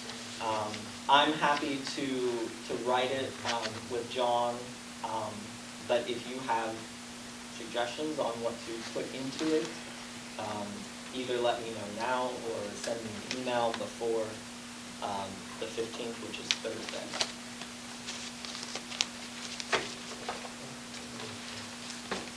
Call the roll. Councilman Orchakowski? Yes. Councilman Coles? Yes. Councilwoman Thomas? Yes. Councilman Gregor? Aye. Mayor Cheryl? Yes. I guess something like that wouldn't help us for those who have to pay that extra sewage money. No, but I will say that Captain Sue mentioned a couple meetings ago when we had the hearing about it, that she was interested in working with the city and finding a foundation grant to help offset the cost of that for low-income and senior citizen residents. So I'll follow up with her and see if she had any luck with that, but that's definitely something. Yeah, well, you never know. There's money out there for a lot of things, so if we can offset. She's gonna get calls for help, so she's looking into that. Yeah, so if we can offset the cost, I mean, it would probably be temporary, but it would at least help a little bit. So, thanks. Next, I'd like to make a motion to approve the promotion of Cheryl Gordon to the city clerk position at an annual salary of $42,000, and she will not be taking benefits, as she does not take benefits now either. Is there a second? Second. Question? Comments? A second. Yeah. Can we ask for a second? Yeah, we have a second. Okay. Do you have a comment? So she's no longer gonna be the accounts payable position. Correct. So what happens with that position? That's the next motion.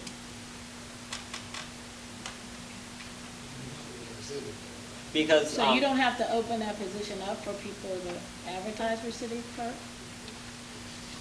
I'm asking. You're not, under the third-class city code, you're not required to advertise for that position. I mean, we previously did as well, advertise for it. I just thought we had said we were gonna, I'm just trying to recall, I thought we were gonna advertise for city clerk in our last meeting. I'm just. Yeah, we did. We did, that's what I thought. Yeah. But we're not doing that now. No, we already did. Internally, that was an internal advertisement. That was Internal posting. internal posting. That was what was decided on. Call the roll. Councilman Coles? Aye. Councilwoman Thomas? Yes. Councilman Gregor? Aye. Councilman Orchakowski? Yes. Mayor Cheryl? Yes.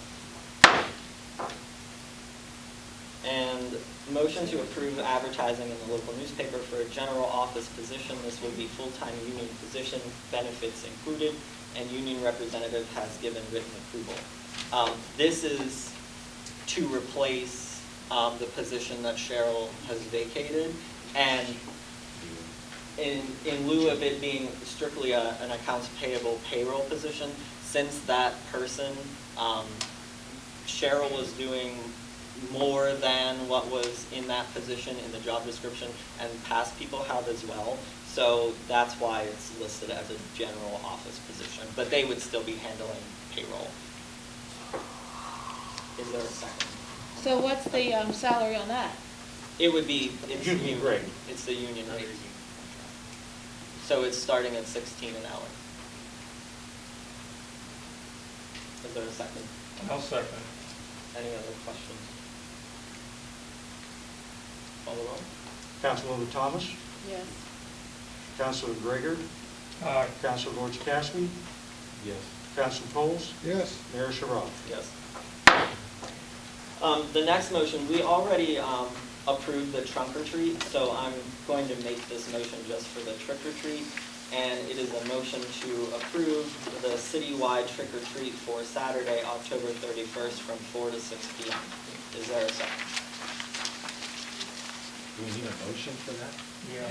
Yeah, I'd like to set it in a motion. Is there a second? Yeah, I'll second. Any questions? Call the roll. Councilor Gregor, Aye. Councilor Chakowski. Yes. Councilor Coles, Aye. Councilwoman Thomas, Yes. Mayor Sherrod. Yes.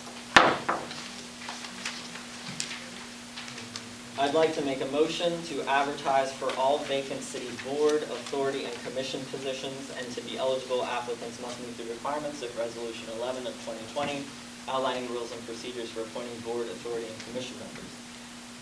Is there a second?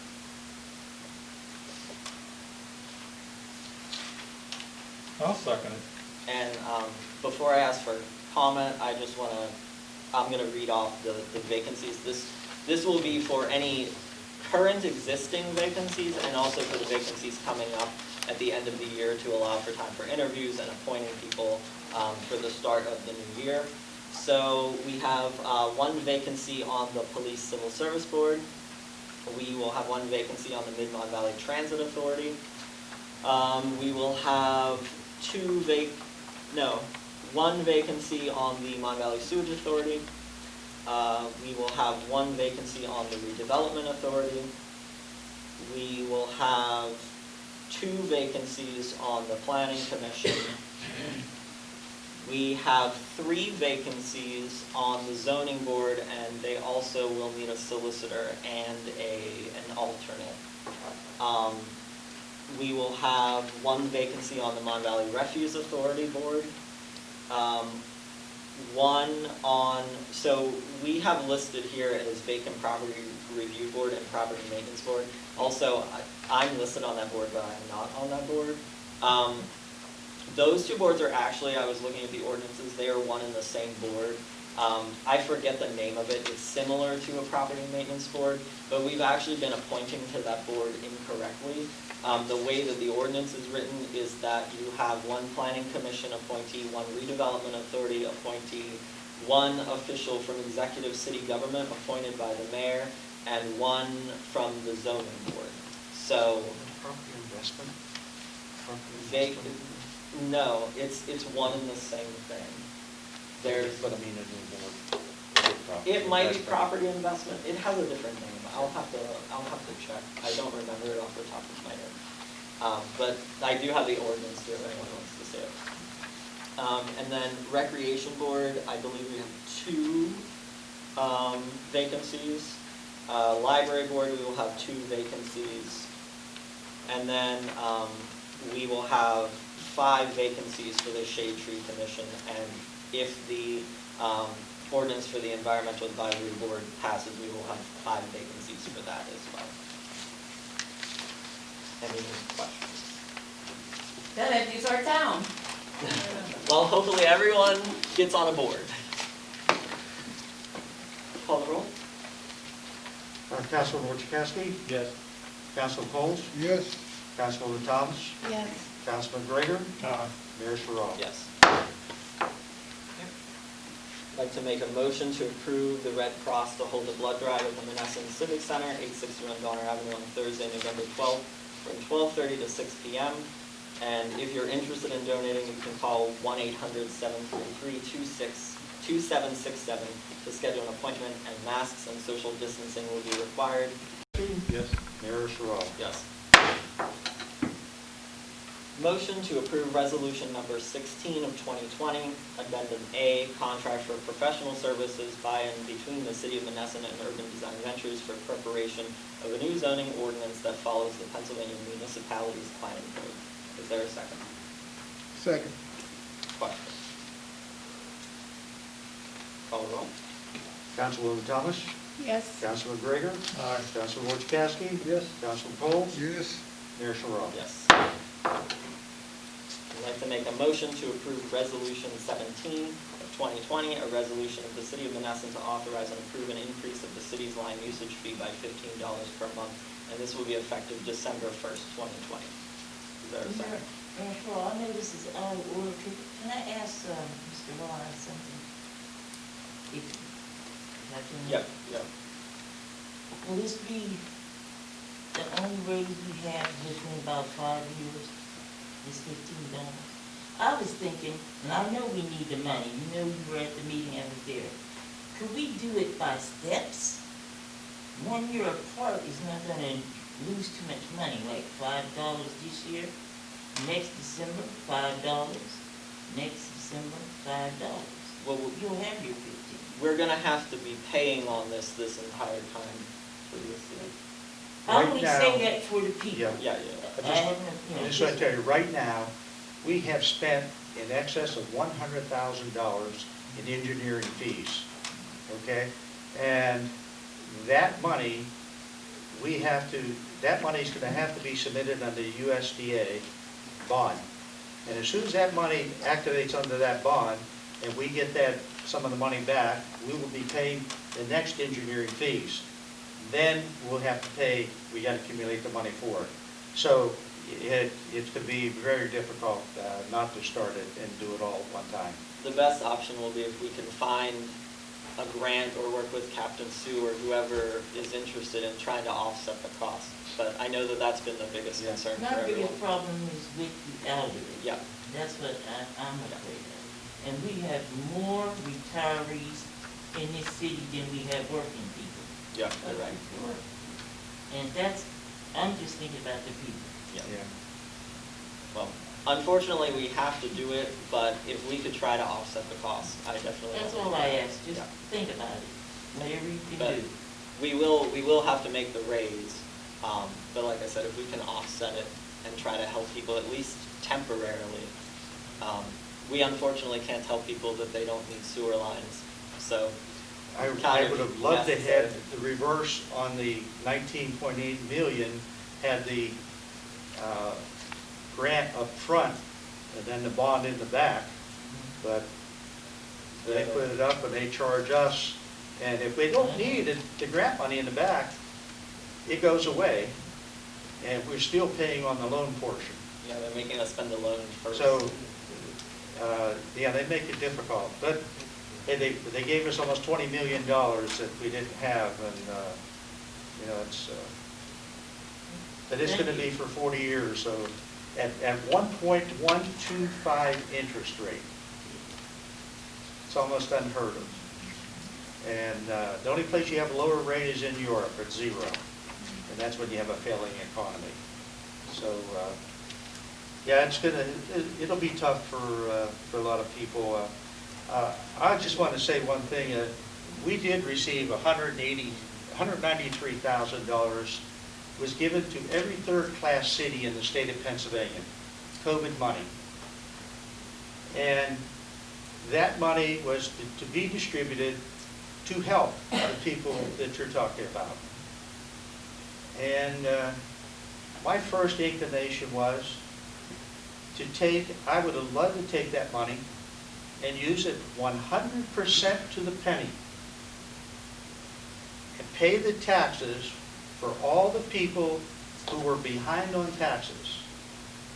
Now, there's almost a glut on food out there because they're throwing food away at times. We see it at the high rises. If we paid their taxes down, that money would generate into our society here. They would not be under the pressure and stress of losing their home, and every dollar they made, they could put on the food, on the table. But government doesn't work that way. we had to turn around and go through another agency who deals with rents and loans and things for people, the underprivileged people who are just hanging out there, hanging on. But that agency is going to take an administrative amount of money off of that.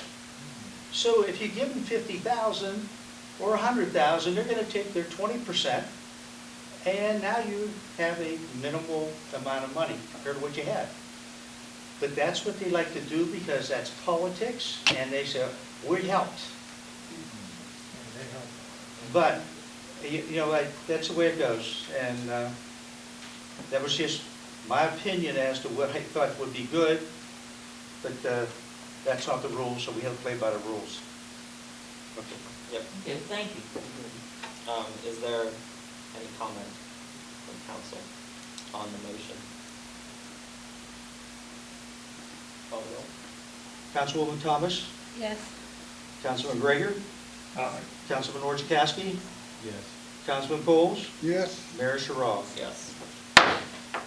One last thing, when is since we have approved this, when are they supposed to start this? December 1st. December 1st. No, not the fees, I Oh. mean the EQ tank thing.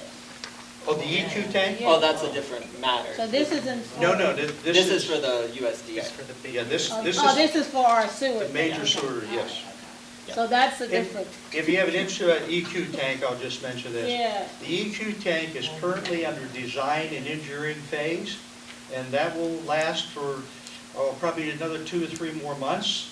And then along about May or June, they will get into actual construction of the 500,000 gallon tank. We have to do, in the meantime, we have 3 pieces of property that the city owns down by the salt shed. We'll have to relocate our salt shed. We may have to relocate a couple sewer lines underneath, and then that we'll be able to place that in there. That also is another mandate by a government agency, the DEP. Mandate with no money.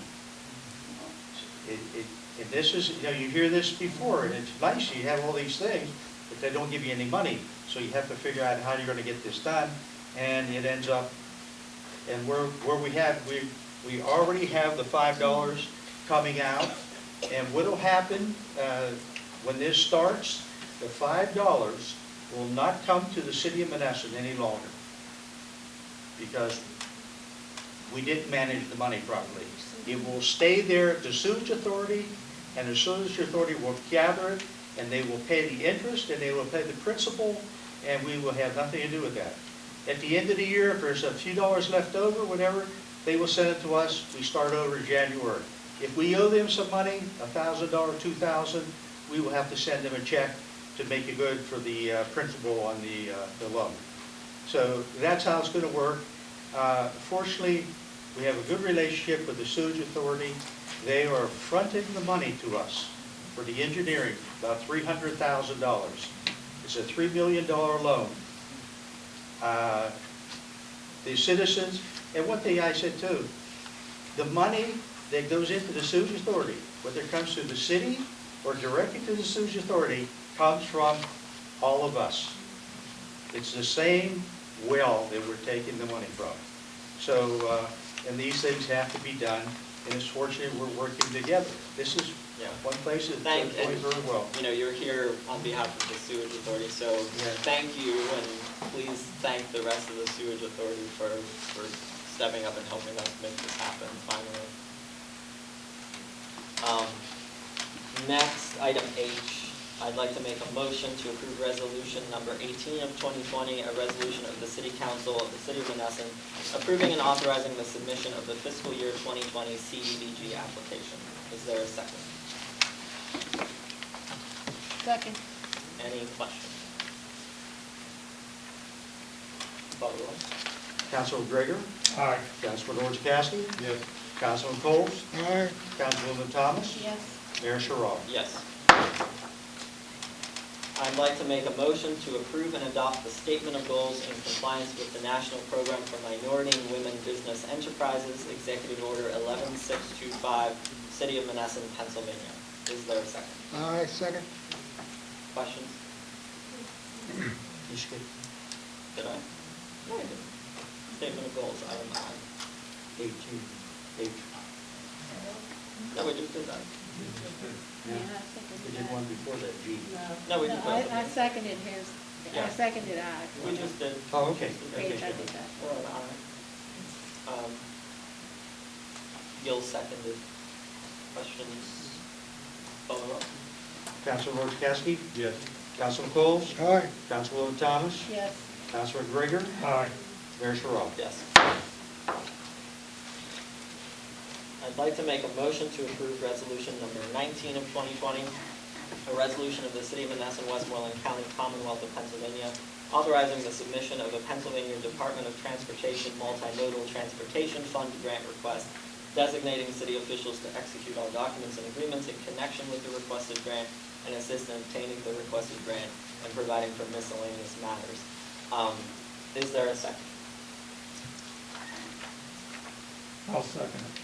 And before I ask for discussion, just to clarify, this grant is for, as council knows and as you all know, PennDOT is digging up 906 from 12th Street to the bridge, and they are taking out the sidewalk that is running along 906 because the sidewalk is not wide enough according to their standards now.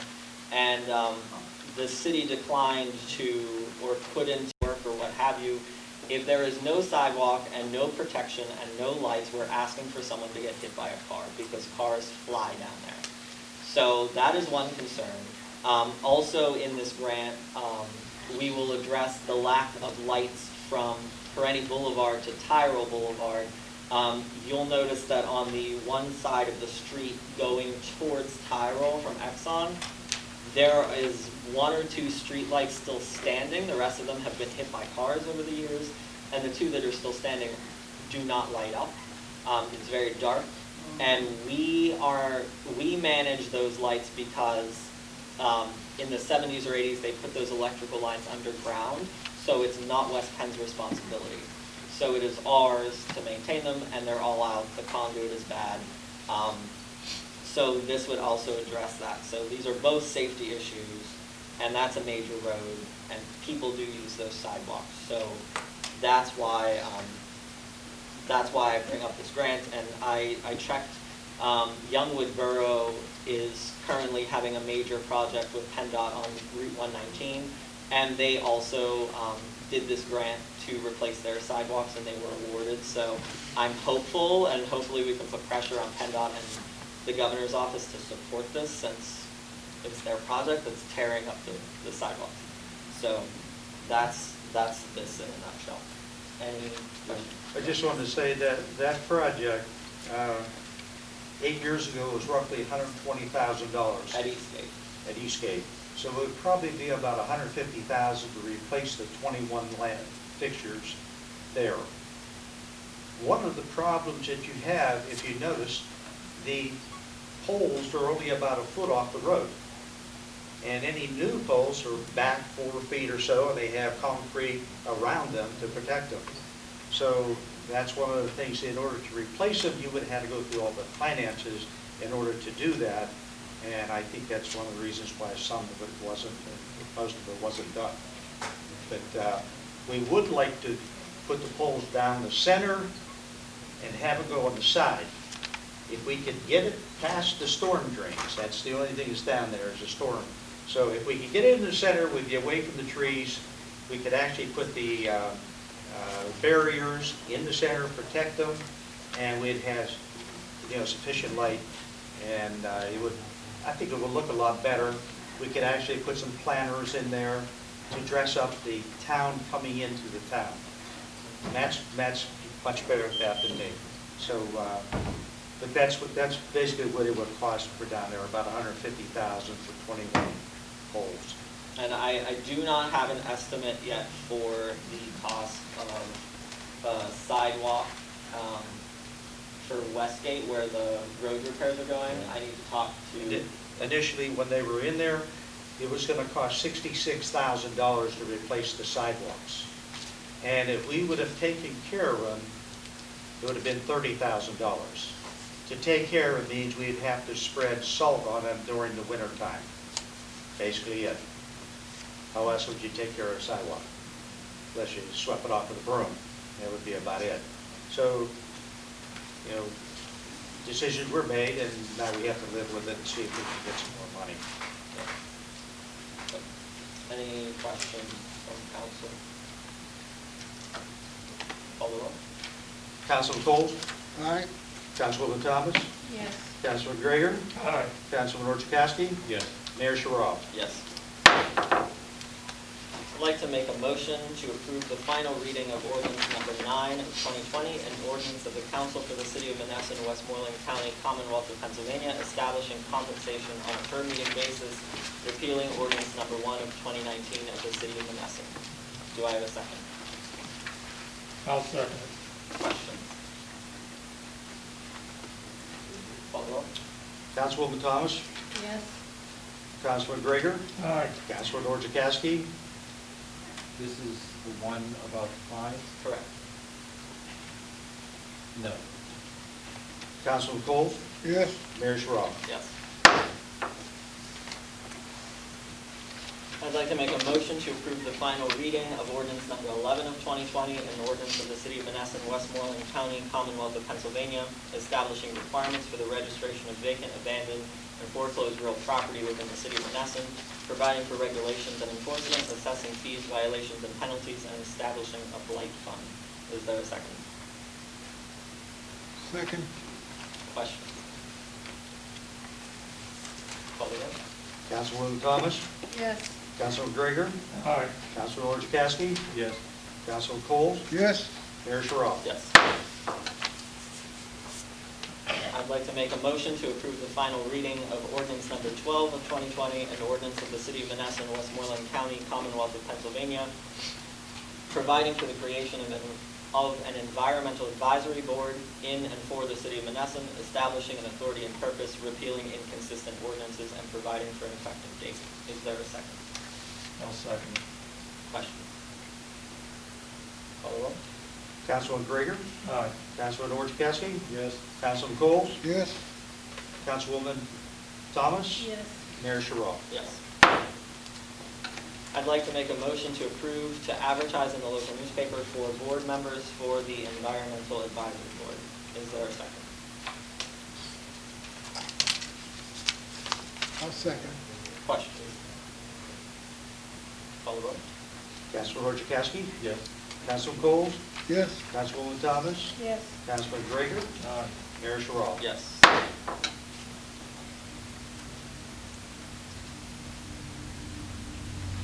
So I'd like to make a motion to conduct the first reading of ordinance number 13 of 2020, an ordinance of the city of Monessen, Westmoreland County, Commonwealth of Pennsylvania, establishing certain rules, regulations, and procedures for declaring particular properties as nuisance properties within the city of Monessen, establishing procedures for issuing violations for nuisance properties, establishing penalties, enforcement regulations, and prosecution procedures, and providing for an effective date. Is there a second? Second. Mhm. Oh, that's just a reading. Yeah, but to advertise it. Yeah, you'd want to vote on it to formally introduce it when And, it's advertised. Since you discussed it last week, you kind of talked a little bit about what this does, and a lot of the people that are here tonight weren't here last week. Could you just like briefly explain this? Yeah, so this ordinance is a property or nuisance property ordinance that it essentially identifies properties as being nuisance properties where they have 3 or more actual violations of several different types of statutes or ordinances. I'm sorry. So, for example, if there's multiple criminal convictions of the inhabitants of that home or that structure, or if there are multiple code enforcement issues, code violations for that structure, that could constitute a nuisance property. That then it gives the city some remedies specifically to abate nuisances, to go after property owners, and to just generally address those particular nuisance properties. It's a little bit different. There are some cases previously where cities were trying to criminalize just calls generally to particular properties. And that was deemed to be illegal, and then there was a subsequent state statute that was passed that also confirmed that that was illegal. This is not that kind of an ordinance. It specifically is based on actual convictions and violations for those convictions of particular city ordinances. So that's the purpose and the function of this public. And it's 3 within 180 days.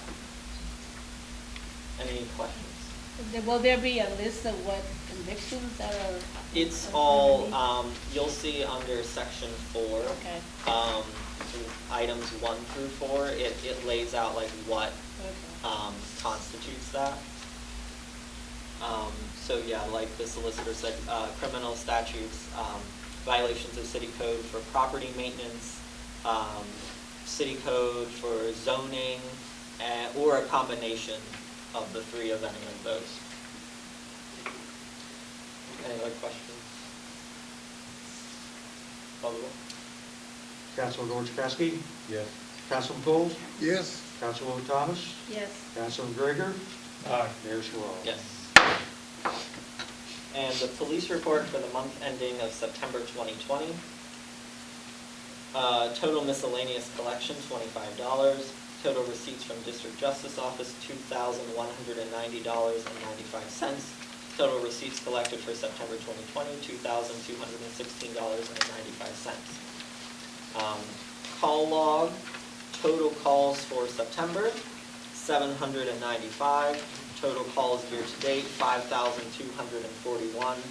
And some highlights, we had 22 abandoned vehicles tagged, 11 non-reportable, 12 alarms residential, 127 assist EMS, 21 domestic complaints, 18 fight or fray, 18 fingerprints, 19 follow-up investigations, 13 hearings, 12 identification checks, 139 miscellaneous calls for service, 64 patrol checks including county-owned properties, 28 registration checks, 10 suspicious person, auto, or circumstance, and 40 vehicle stops.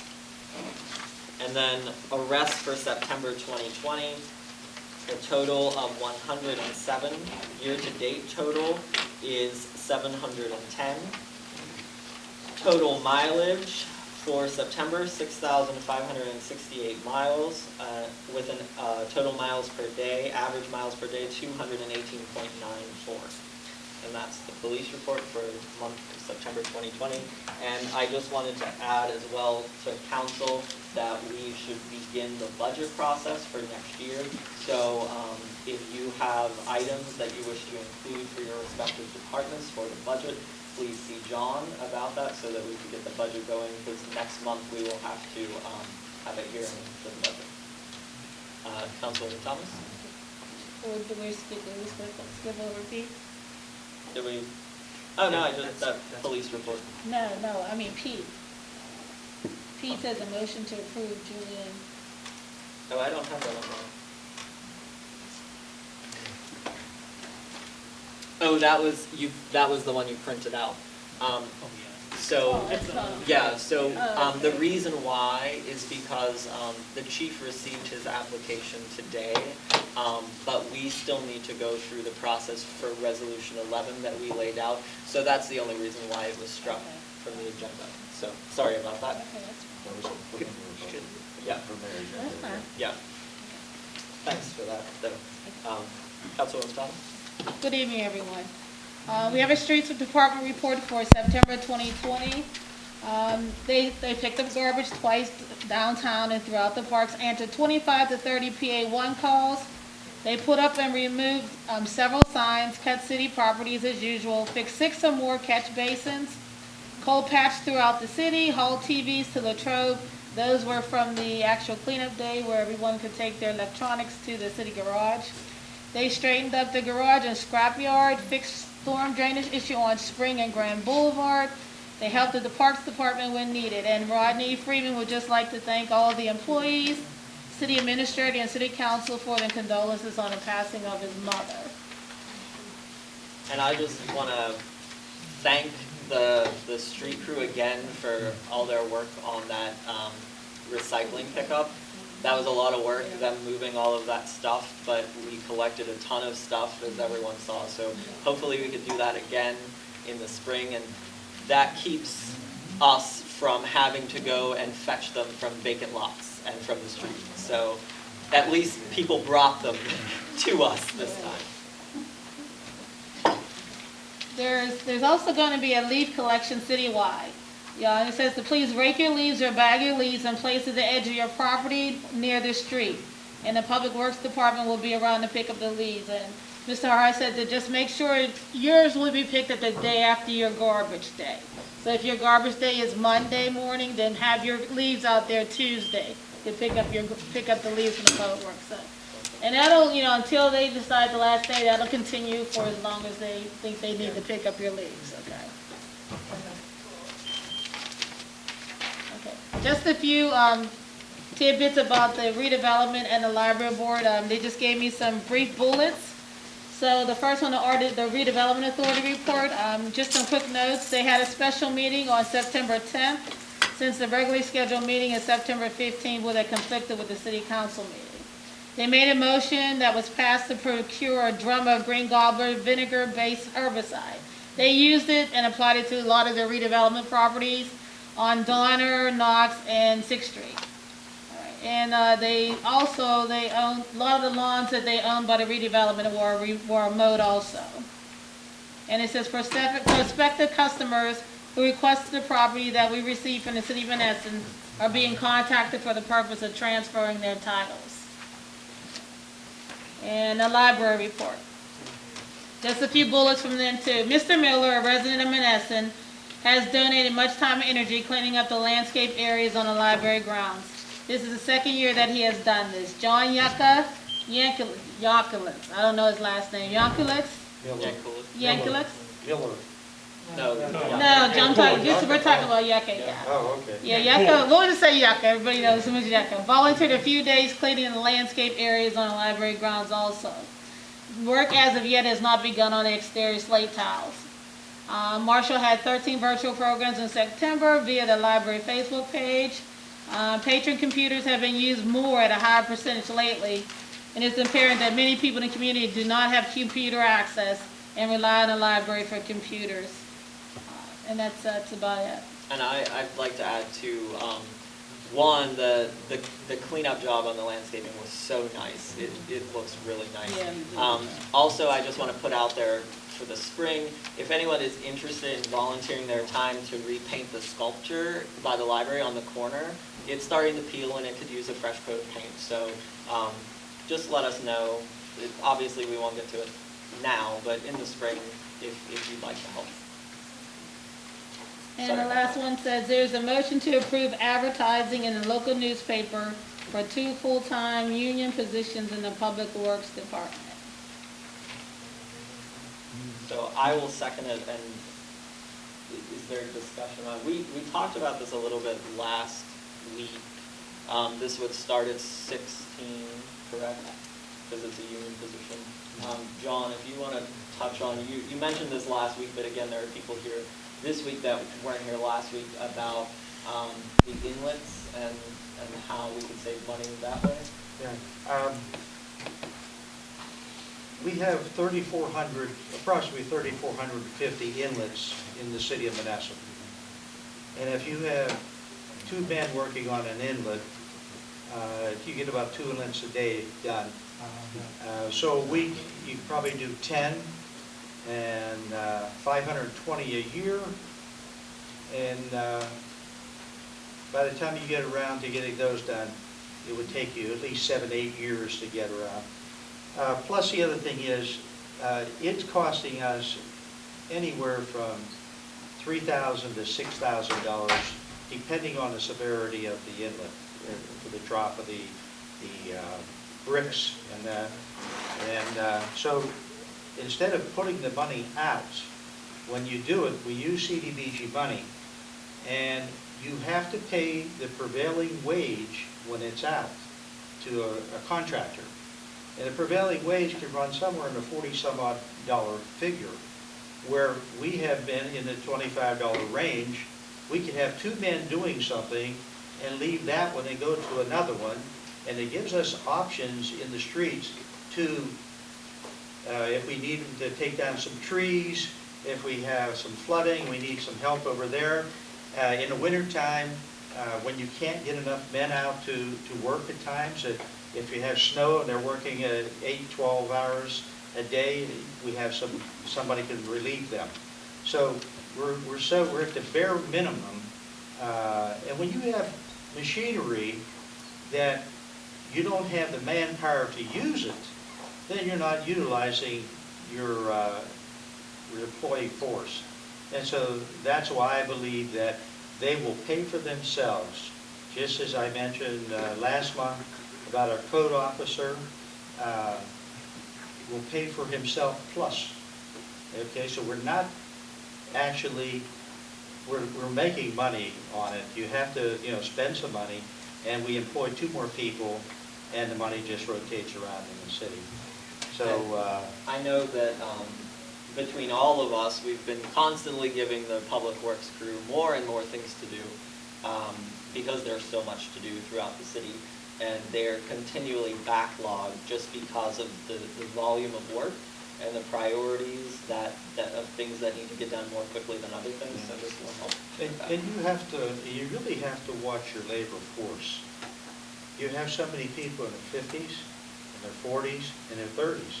And if you don't have enough people coming up and you lose this talent, then you're going to be in trouble. And you have these equipment that are, $250,000 a piece, you don't want them ruined. So the people who are there that have the knowledge can show them, and they can work into the workforce. One of the problems we always had in the office, because there's only 5 people in the office, is cross-training. Well, if you took somebody to cross-train, you don't have anybody to do this job for a while. All right, so you do what you can, but that's the biggest thing that the auditors write down, cross-training. And that's what we need in the land. We still have 44.5 miles of roads.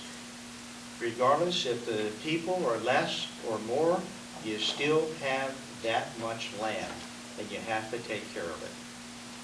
And we're doing a much better job this year, but I just think they need the help, and I'll just have to make sure that money makes it so that everybody gets paid and we get the job done. Did who seconded this? You did. Oh, I'm sorry. Yeah, because Lois made the motion.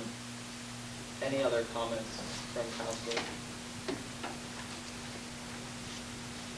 When we say it's a pay for self, is this when, basically when instead of calling the sewage authority and things No, like that? instead of calling private contractors in. Yeah, but wasn't there something else too, that our people we could bill them? You mean for like video? We could bill our workers, we could bill somebody for our workers doing the job. Well, yeah, you'd be very, very careful of that. Yeah, I'm just asking, because I knew we mentioned something like that. What we do, actually, we use our VACCON truck Right. to help the sewage authority. Right. We go in and we actually suck out their Right. lines and help them.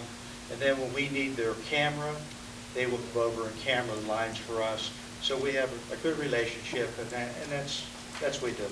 We're not counting pennies. No, I wasn't gonna. If you go, I had a request today, and I would love to help the other borough, but you have to be very careful, is when you ask for somebody, if they're certified in certain things, and they go out of their district, even on their own time, and something happens, the lawsuit coming back, the certifications, everything go. So you have to be very careful as to what you do when you have that. So, yeah, we like to, in most instances, work with them, but we had a piece of equipment that Denora could use and we couldn't use it. We've just been sitting here 15 years. We gave that to them, and I know that they'll come back probably twice as much to take care of us. And so the relationships are there, and we'll work them to the best of everybody. Call the roll. Councilman Coles? Aye. Councilwoman Thomas? Yes. Councilman Grigger? Councilman Orchakowski? Yes. Mayor Cheryl? Yes. Councilman Orzachowski. Thank you, Mayor. Public, good evening. Parks Department report for September 2020. Cut all city parks and ball fields. Pavilions are ready for all events. At the hillside at the city park ball field. Ordered the new catwalks and docks for the boat dock and helped the streets department open. Councilman Gregor. Good evening. Code Enforcement Office Financial Report. Plumbing licenses year-to-date, $1,250. Building permits for September, $17,585. Year-to-date, $21,508. Demolition permits for September, $250. Year-to-date, $425. Mercantile machines, $1,885 for September. Year-to-date, $5,485. Chicken permits, $75 year-to-date. Street opening permits for September, $8,400. Year-to-date, $39,964.33. Magistrate code enforcement, year-to-date, $592.57. Zoning fees, year-to-date, $18,591.21. Sign permits, $200 for September, year-to-date, $1,225. Eat and drink license for September, $25, year-to-date, $400. Health inspections, September, $300, year-to-date, $1,475. Habitation permits, September, $1,595, year-to-date, $9,145. Landlord fees, September was $11,600, year-to-date was $17,425. Yard waste pickup for September was $150, year-to-date $820. Unsewered line usage year-to-date was $6,480. For September, the total was $41,990. Year-to-date was $124,861.11.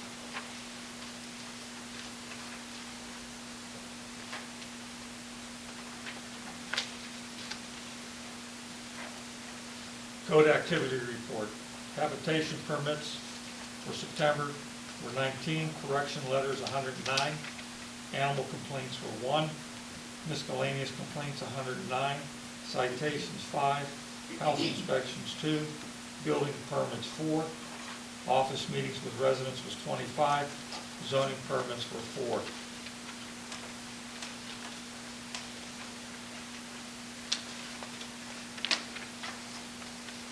C, Code Enforcement Officer Todd Carter has supplied council with certification information in the Commonwealth of Pennsylvania Department of Labor and Industry Uniform Construction Code certification card. Todd is certified in the following categories.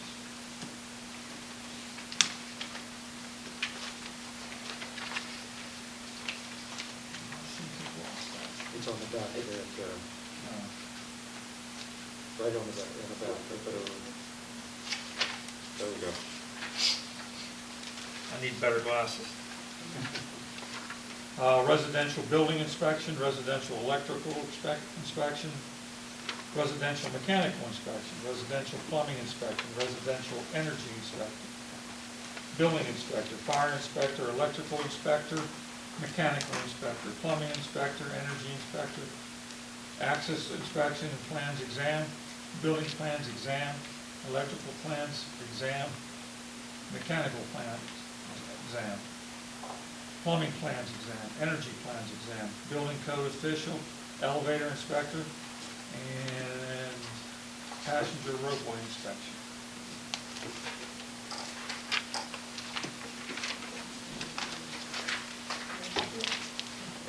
He will continue his ongoing education so that Monessen will always be in compliance with the UCC.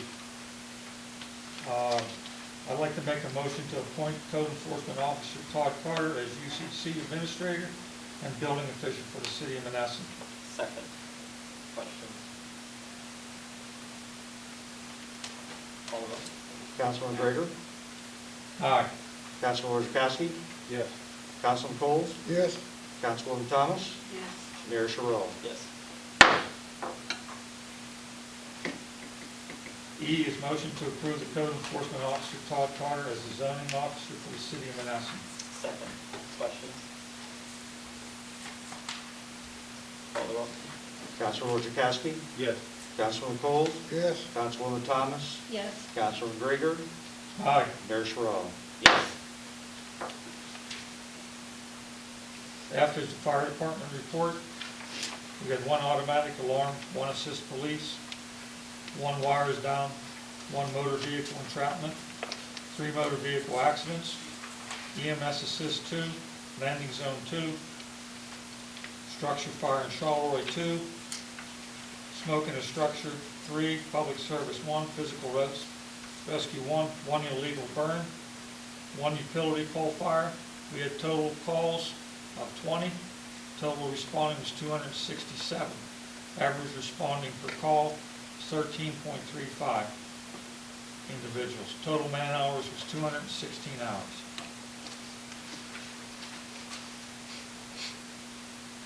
G is the Commonwealth of Pennsylvania's award the City of Monessen Fire Department's $30,000 for 2020. This award will be divided between the 2 volunteer departments. I do believe that is the foreign fire insurance money.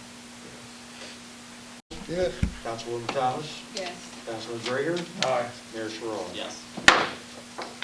One other thing that's not on there, I just got a phone call tonight from the president of the #1 fire department. He's attempting to organize a BDA class, actually BDR class, it's basic vehicle rescue class where they're going to do basically cutting cars up, vehicle extrication. And he wanted me to ask council to consider letting them to use Columbus Park as the area to do that, because that would isolate it from the public and also would be able to have easy cleanup and everything. They'll be sending a letter to council for our next work session. Councilman Coles? Thank you, Mayor. The following is my report. I'd like to get a motion to approve the payment of invoices in the general fund in the amount of $388,017.49. Second. Questions? Call the roll. Councilman Coles? Yes. Councilwoman Thomas? Yes. Councilman Gregor? Aye. Councilman Orchakowski? Yes. Item B, I'd like to get a motion to approve the John, payment. wait. Pardon me? John forgot me. Yes. Mayor Cheryl? Got it. He forgot. Thank you. Go ahead. Item B, I'd like to get a motion to approve the payment of invoices line usage in the amount of $74,723.05. Second. Questions? Call the roll. Councilwoman Thomas? Yes. Councilman Gregor? Aye. Councilman Orchakowski? Yes. Councilman Coles? Aye. Mayor Cheryl? Yes. Item C, I'd like to get a motion to approve payment of invoices for the park fund in the amount of $35,627.68. Second. Questions? Mayor, I have 2 questions, please. I'm going to guess that the Diamond Water Fund for 17.3 is what the play costs? John, is that the third one? Yes. May I ask what the CSX transport fees are? Do you know what, John? Pardon? The CSX transportation? Oh, see, that's for the railroad crossings. Every year we have to pay a fee to them. I thought it was railroad, but I was- Yeah, Okay. 12th Street and also at the boat launch stops. Call the roll. Councilwoman Thomas? Yes. Councilman Gregor? Aye. Councilman Orchakowski? Well, I have one other question, I apologize. Murphy family, is that one of the tractors? I thought those were not starting at $5,030. Did we start that next year with the loan with KC Bank? Murphy is number 4 up, that's 59. Play and park structure Oh. is the one for 5,000. I'm sorry. No, I forget it. I'm looking at the wrong one. What is that for? I'm right there with you on that. Was that for the swing set? Or that was? Oh, yeah, play and park structure. That was for all the swings and the chains and everything we got to fix all the playground area. I thought it was the Murphy one, I apologize, but I looked at that and I did it wrong. Yeah, the Murphy's the $59. Yeah.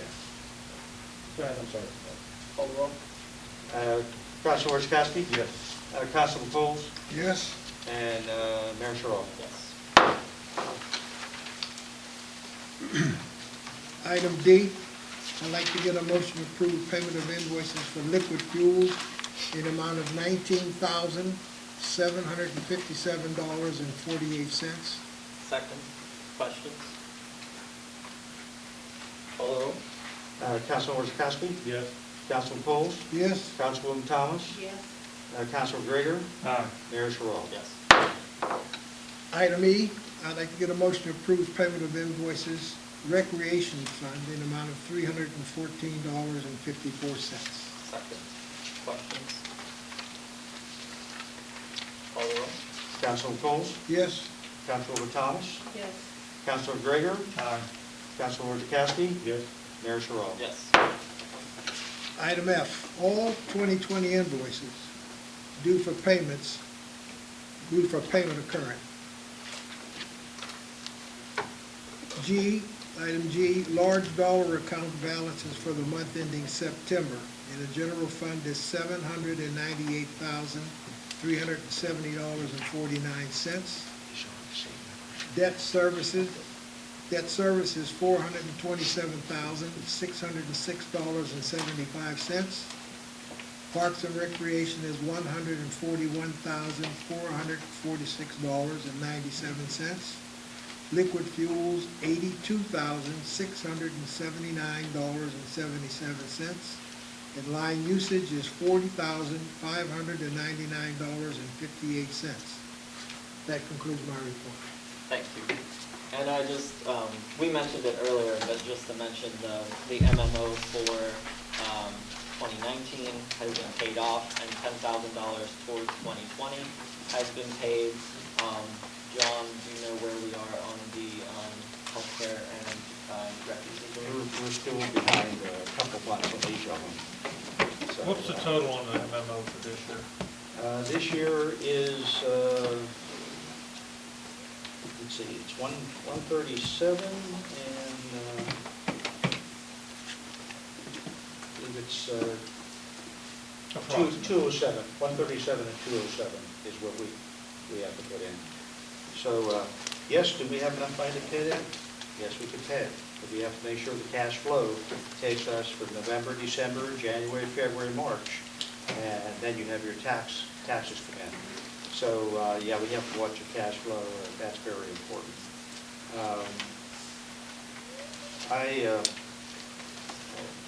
Just something mentioned on salt. In the liquid fuels, we have $82,000 in that account, and that will take us into the salt season for the winter. And what we did on ordering this year, last year we only we had 1,800 tons, and we only used 150 tons. So we had a savings. But starting this past month, we have to pay $3 a ton for everything under 60% that's sitting at the factory. It'll cost us a couple $1,000s because we didn't take it. Because we had no place to put it, we didn't have a use for it. So that's the only thing we're going to, this year, I moved from 1,800, we're only going to take roughly, if we use everything, about 1,200 tons. And it's running about $68.50, $69 a ton. So that's where that money goes. We also will have 18,000 coming in from PennDOT, and plus that 82 will get us to $100,000. If we have another nice winter, we'll have more money to put down on equipment that we took in. So we just kind of look at that, and that's the reason why it's there. And when you look at those charts, where we're down low, it's designed to be that way, because in the general account is designed to be where it is. You can spend the general fund anywhere, but you can't spend the liquid fuels anywhere. And the line usage you can't. You have to fill in those areas. So that's why you see the usage down and it up. It gives you flexibility and options as to what you can do. And we'll just keep going on the way we have. I think it's starting to produce. And by next year, I think we'll have all the backlog. We ended up 600,000 plus below zero last year. So this year, we'll stay above. So I'm looking for really good things to continue to happen. Thank you. I'd like to open the floor for public comment. I have a couple things. I did complete it, but just kind of wanted to make sure that everyone is on board with me continuing to move forward with the TNR project. And does the city support it financially? Because if not, I need to start fundraising efforts. That's something we'd have to vote on, but I mean, I personally don't have a problem with it. I want to speak for everyone else, but. Could you take something like that out of parks? Probably. I mean, Take that down. it's kind of, Really. I mean, it's kind of like a public My safety. question to you is, your donation now, how much? Have I spent? Yes. I don't want to talk about it. So I had. No, I'm just saying. Right, so. You're gonna put down how much? $20 What? Put down into the. towards this $2,000? Oh, I've put way more than $20 into it so far. So I had never fed the cats, and I don't know what I'm doing, which is why I had to call in. They're from the homeless cat management team. I'm just saying. So I was very blunt on Have you Facebook. spent Like, $500? $400? I've probably spent $500 already Okay. in my efforts That's- with my cats, and When, I always feel this way. fortunately have. If you're asking for money, then you put some money down and people will respond. Yeah. So I had spent a lot of money to attract the cats to my porch. I told you guys from the beginning, I don't know what I'm doing. I bought tons of toys, catnip, beds. I have a heated cat house on my porch now. Yeah, luckily that was The best from a taken care of neighbor. cats in the city. I have a raccoon now, and he washes his hands in the cat's water bowl. So a neighbor got me a self-refilling water bowl, so I don't have to worry about that. But the food, So this is for litter. counseling services, right? yeah, right. The ones that I trapped, I kept in my house for a week, so all the efforts with that. Cats amazingly litter trained instantly, so litter, flea medication, I mean, I put a lot into it. But I just want to make sure. And then I did have some other things that I wanted to address. Last week, I had asked about canceling Hoffman's contract. Do we know if we're able to, when the contract's up, any moves we can make with that? I did see there was a payment to them for $1,100. I'm going to guess that that's probably just their detainer that we pay, because as far as, I haven't spoke to every police officer, but I have worked with a few. I have actually caught some of the dogs in Monessen myself and got them back home. And that's kind of the motion I'm trying to move until we can get a different company in. The response time isn't feasible. The phones, they don't answer them. And you're not the first person to complain. Yeah, and then I don't like, I know people personally that their dogs have gotten put down before they even knew their dog was there. We're gonna get you a Pied Piper. Just go through town and. Oh, I'm telling you. We need something to be successful, and if you really want to lead that, then you have invested time, money, and I think the rest of us really should work along with you. I certainly appreciate it. I don't want to speak for everyone, but. We tried once before. It's difficult. Yeah. Very, very difficult. I'm carrying slip leads in my car now. So I think I caught 5 dogs so far. So the cost that they're estimating for one of these, Trap meter release. you guys, these clinics is between $1,500 and $2,000? Yes. So that is for all of the bedding, the trapping. Most of it's done volunteer, but that is going to be our cost for the mobile unit and everything as far as those cats that we catch. What could cost the city additional money once I secure a date? Amanda does have a bunch of traps. I'm going to go. I'm in several cat groups on Facebook, and I'll take it. There's various shelters that I volunteer with. I'm going to take it to them and see if I can get some traps to borrow. Otherwise, we may have to purchase some traps or rent traps. I know Tractor Supply has them for $30. What's the lead time on these clinics? It'll be a month to 2 months. So if we go, our next work session, discuss this, and then we vote on it, you still be able to do a clinic this year? Yes.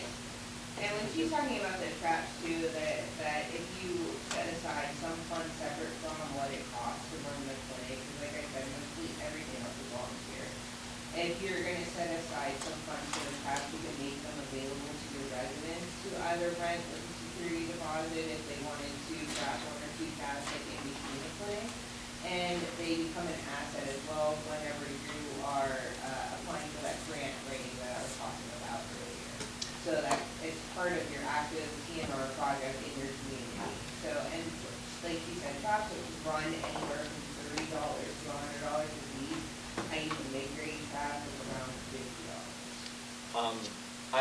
So I wanted to put this out to you, and if, council, feel free to chime in.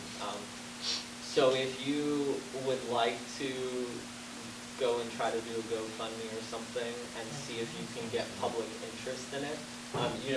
There might be people that are like, I don't want to trap cats, that's not my thing, but here's $20, have at it. And then maybe we can discuss covering the rest of it if you don't reach that $2,000. That way maybe it'll give the public some reason to buy into it, yeah. And I wouldn't even cap it at 2, I'd cap it at 5. Yeah, Well, I'm not that's- gonna cap it. Yeah, because that would give you at least 2. That's true, And yeah. for the. Right, and then too, if we go way over, if we have enough to pay for multiple, Right, that's multiple what I vans, mean. and it goes over, how many residents are Monessen are feeding cats? Maybe this could go to support them, like, okay, once a month, we're gonna drop off this much, not necessarily give anybody money, but here's cat food. Yeah. Well, not only that, you can pay for like vouchers at the various PNR clinics. So if the borough is going to prepay, like, we'll say for instance, friends, for if the residents pay on feeding 5 cats, I don't know what to do, it's like, well, we'll do traps, we'll do vouchers, go do the work, take care of the problem.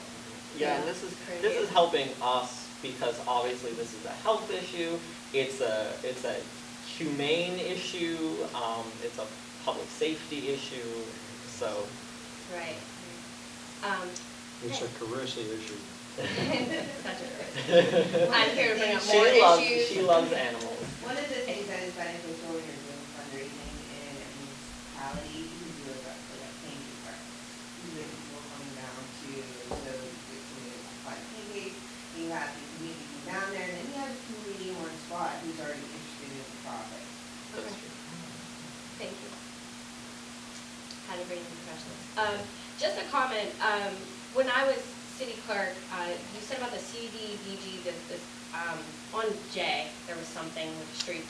I know that, and I don't know where it went, where it ended, and I did not come to a gap at council meetings when I had left, but there was a CDBG cityscape that we were talking about, and there were plans drawn up, so I wonder what happened with that. I'm not sure. I have no idea. Because it was absolutely beautiful and super impressive, and I know I was all for it. Did that have anything to do with when Deb Grass was here? It was through Deb Grass, yes. Okay, so maybe that's in one of the books then. Okay. For the early intervention plan. I think that might be what it is. Okay. Like a streetscape plan. Yeah, I think that's what that is. Okay. Yeah. Okay, so what I wanted to talk to you guys about in public comment is fireworks. It is October, and there are still fireworks. Amen. I am so I was beyond over it in May. and I'm still beyond over it. I personally have called the police at least 5 times, not just the police, because I do call and text them as well. I call 911 at least 5 times. To my knowledge, not one person has had a fine. So when I called the cops last night about fireworks, I asked that they follow up with me, and an officer did call me back to follow up, and he said, well, I let him know if I have to come back again, he's getting cited. Okay, what about the other 10 times I've called? They probably were told the same thing. I mean, it's a real issue. So I hate fireworks. I'll be the first to tell you. I'm an animal advocate, so I have multiple reasons to hate fireworks. Fireworks are supposed to celebrate freedom. They also trigger PTSD. So, you have to have 150 feet of an unoccupied structure to even set off fireworks. How many properties in Monessen have 150 feet? They don't even have parking spots in Monessen. You don't even have a driveway. So honestly, if we can't control it, I think that we should just ban fireworks altogether. I'm sorry for the 4 residents that can legally set off fireworks, but like, it is beyond ridiculous for the citizens of Monessen that are calling over and over. And then what about the citizens of Monessen that won't even call? And I mean, you could look at my Facebook. I am encouraging, and I make it a public post. Please call 911. I tell them exactly what to say, exactly what details to provide. It doesn't matter. People go to Facebook. And like, I don't know, I probably have called 911 myself a bazillion times about animal-related issues or fireworks. I don't think they take me seriously anymore. I got 4 messages last night from the fireworks going off on Elm alone. When I called 911 about them, and I wasn't even home at the time that they had started, I had people texting me because it was like one of my neighbors. And when I called 911, they said, ma'am, multiple people have called, we're dispatching an officer. Multiple people have called. It is October. Seriously? Are their gas bills up to date? Are their taxes up to date? This is what they use their $1,200 check for? I'm just over it. I'm so beyond over it. I don't know how to express my frustration anymore. Like, ban them. Doesn't the new ordinance state 9 or 10 o'clock? Which one is it? It's 10 o'clock on non-holidays, and There's only 4 holidays here, correct? I don't remember off the top of my head. I think there's 5, because we added Juneteenth, so there's 5. However, the state law says 150 feet from an I get it. unoccupied structure. I'm just trying to help If you with that something quick, overrides that's it. all. Yeah. You know. The 150 feet overrides it every time. You can't set off fireworks when my car is 3 feet from you. They're in my yard. I'm trying to let my dog out to go to the bathroom, and there's fireworks landing in my yard. Like, I shouldn't have to not go outside because I think we as a council need to make sure, and I'll reiterate it, that it needs to be enforced when people call. Because we're getting a lot of complaints. I think all of us have gotten complaints about them. And every time, in my head, every time one goes off, I'm like, I didn't get a permit for that. I didn't get a permit fee for that firework that went off. So you can see from the code financial report that we haven't received any permit money for fireworks. So, and now that we have a code officer that is gonna, like, knows and is gonna check, they're not gonna be able to get the permits because they don't have the property. right. And also, To safely do it, it's not he safe. can't go after them because they shoot them off at night. So Yeah. he's obviously not here at night. But I don't think that to this day, and I encourage anyone to correct me if I'm wrong, I don't think not one person had a fine. We did not fix the issue if not one person had a fine. Those same people are gonna set off fireworks next month, and bet your butt in May, they're gonna set off more, and in June, and July. I mean, the 4th of July I left because I'm gonna be fair, we give everyone their holiday, me and my dog went somewhere far away. But the fact that it was like a Monday in May at 2 a.m. that there's fireworks going off, that is just disrespectful for every one of your neighbors that have to get up for work. That is just completely disrespectful. I totally agree, and I think that we need to enforce it. I don't know if anyone else has. So I don't know if you can any legally ban them, comments but on I know that? that really they're not really legal except maybe 4 properties in the city anyway. Yeah. So if we can move to ban them altogether before next July. I don't know if that's something that we can do technically. I think there may be a preemption issue under the state law, but you're right, I mean, We there should really be isn't any location, or it would be very few locations where even people could use them legally, and even those few locations, it would need to be within time restrictions that are provided under the ordinance. Like maybe And a permit the that they Elks, didn't pay. 9th Street Park. It'd have to be parks. Very Yeah, few and the parks. other thing is too, Matt, when they do this, like, sometimes it takes us 2 days to Clean clean up, up. that's right. We Cleanup's had horrible. Shawnee Park that took 2 dump trucks. Cleanup is to clean up. horrible. They just walk away from it. Right, And, cleanup's you horrible. know, in the older parts of the city, the houses are 5 feet apart. And, you know, people's eaves are almost touching, and we have all of these vacant properties. Some, at Well, some that's what point. happened the day that you had the thing Uh-huh. at the 9th Street Park, that gathering, and we had to leave for a fire call. Yep. There was fireworks that caused that between 2 abandoned houses. Luckily, we stopped it quick, but it, Still, I mean, it shouldn't be. Shouldn't be on streets or neighborhoods, because it happened on our street too, probably about 2 years ago. Somebody shot fireworks off inside of a vacant house, and the house caught on fire. Oh, yeah, And Oh, yeah. also, the ordinance also says you cannot shoot fireworks off of a public street or sidewalk. And they Do it all do, the right time. in the middle of the street. And then when you drive past, they look at you like you're You're inconveniencing crazy. them because Yeah. you're interrupting their firework display Yeah. on your way home on the public street. Yeah. Like, it's just, we gotta do something. I'm really busy with animals right now, but I promise you that fireworks have never left my mind. You can ask, I have personally called So you're gonna go multiple. from 4 days to Awesome, the I've 2 been days. wondering around with that. Carissa called me Like, last night when I'm done about. with animal stuff, I'm coming down on these fireworks. I'm gonna figure something out. I'm gonna Carissa- figure something out. We're gonna ban them or something. Carissa called me last night about the animal situation, about tonight, and the fireworks were going off, and they're, like, we live near each other, so I heard them, and What time was this? 7:30-ish last night. What And are they celebrating now? I don't know, it was Columbus Day, I'm not sure. And honestly, and even when I Well, called the fire- cops without going into They too went much off detail, last the night. neighbor that was Yeah, setting I'm them sure you off heard them. is I went to typically bed at under the 9 o'clock influence and of they were going off and our something, cats went which is nuts. even more of a concern. Andrew. And I'm trying to catch stray cats, and you're scaring them into more places. And I picked up the phone when she called, and I was like, are you calling about the fireworks that I hear right now? And she wasn't, actually, but. I didn't know about them yet, but then the text messages. The other night we went out for a trailer truck fire, it was 3:40 in the morning, when it was going on. It's like, that's just disrespectful. Like, that's just, there's no excuse. So I'm sorry for anyone who actually set them off on the 4th of July and the 4th of July only and set them off until a decent hour. I'm sorry that the rest of the citizens of Monessen have no respect and they ruined it for you, but I will not give up. Give them that. Give them that. Thank you. Okay, that's all I have. Thanks, guys. Anyone else? Ernie ain't here, you got a couple extra minutes. That's all I got for tonight, guys. Make a motion to adjourn at 9:45.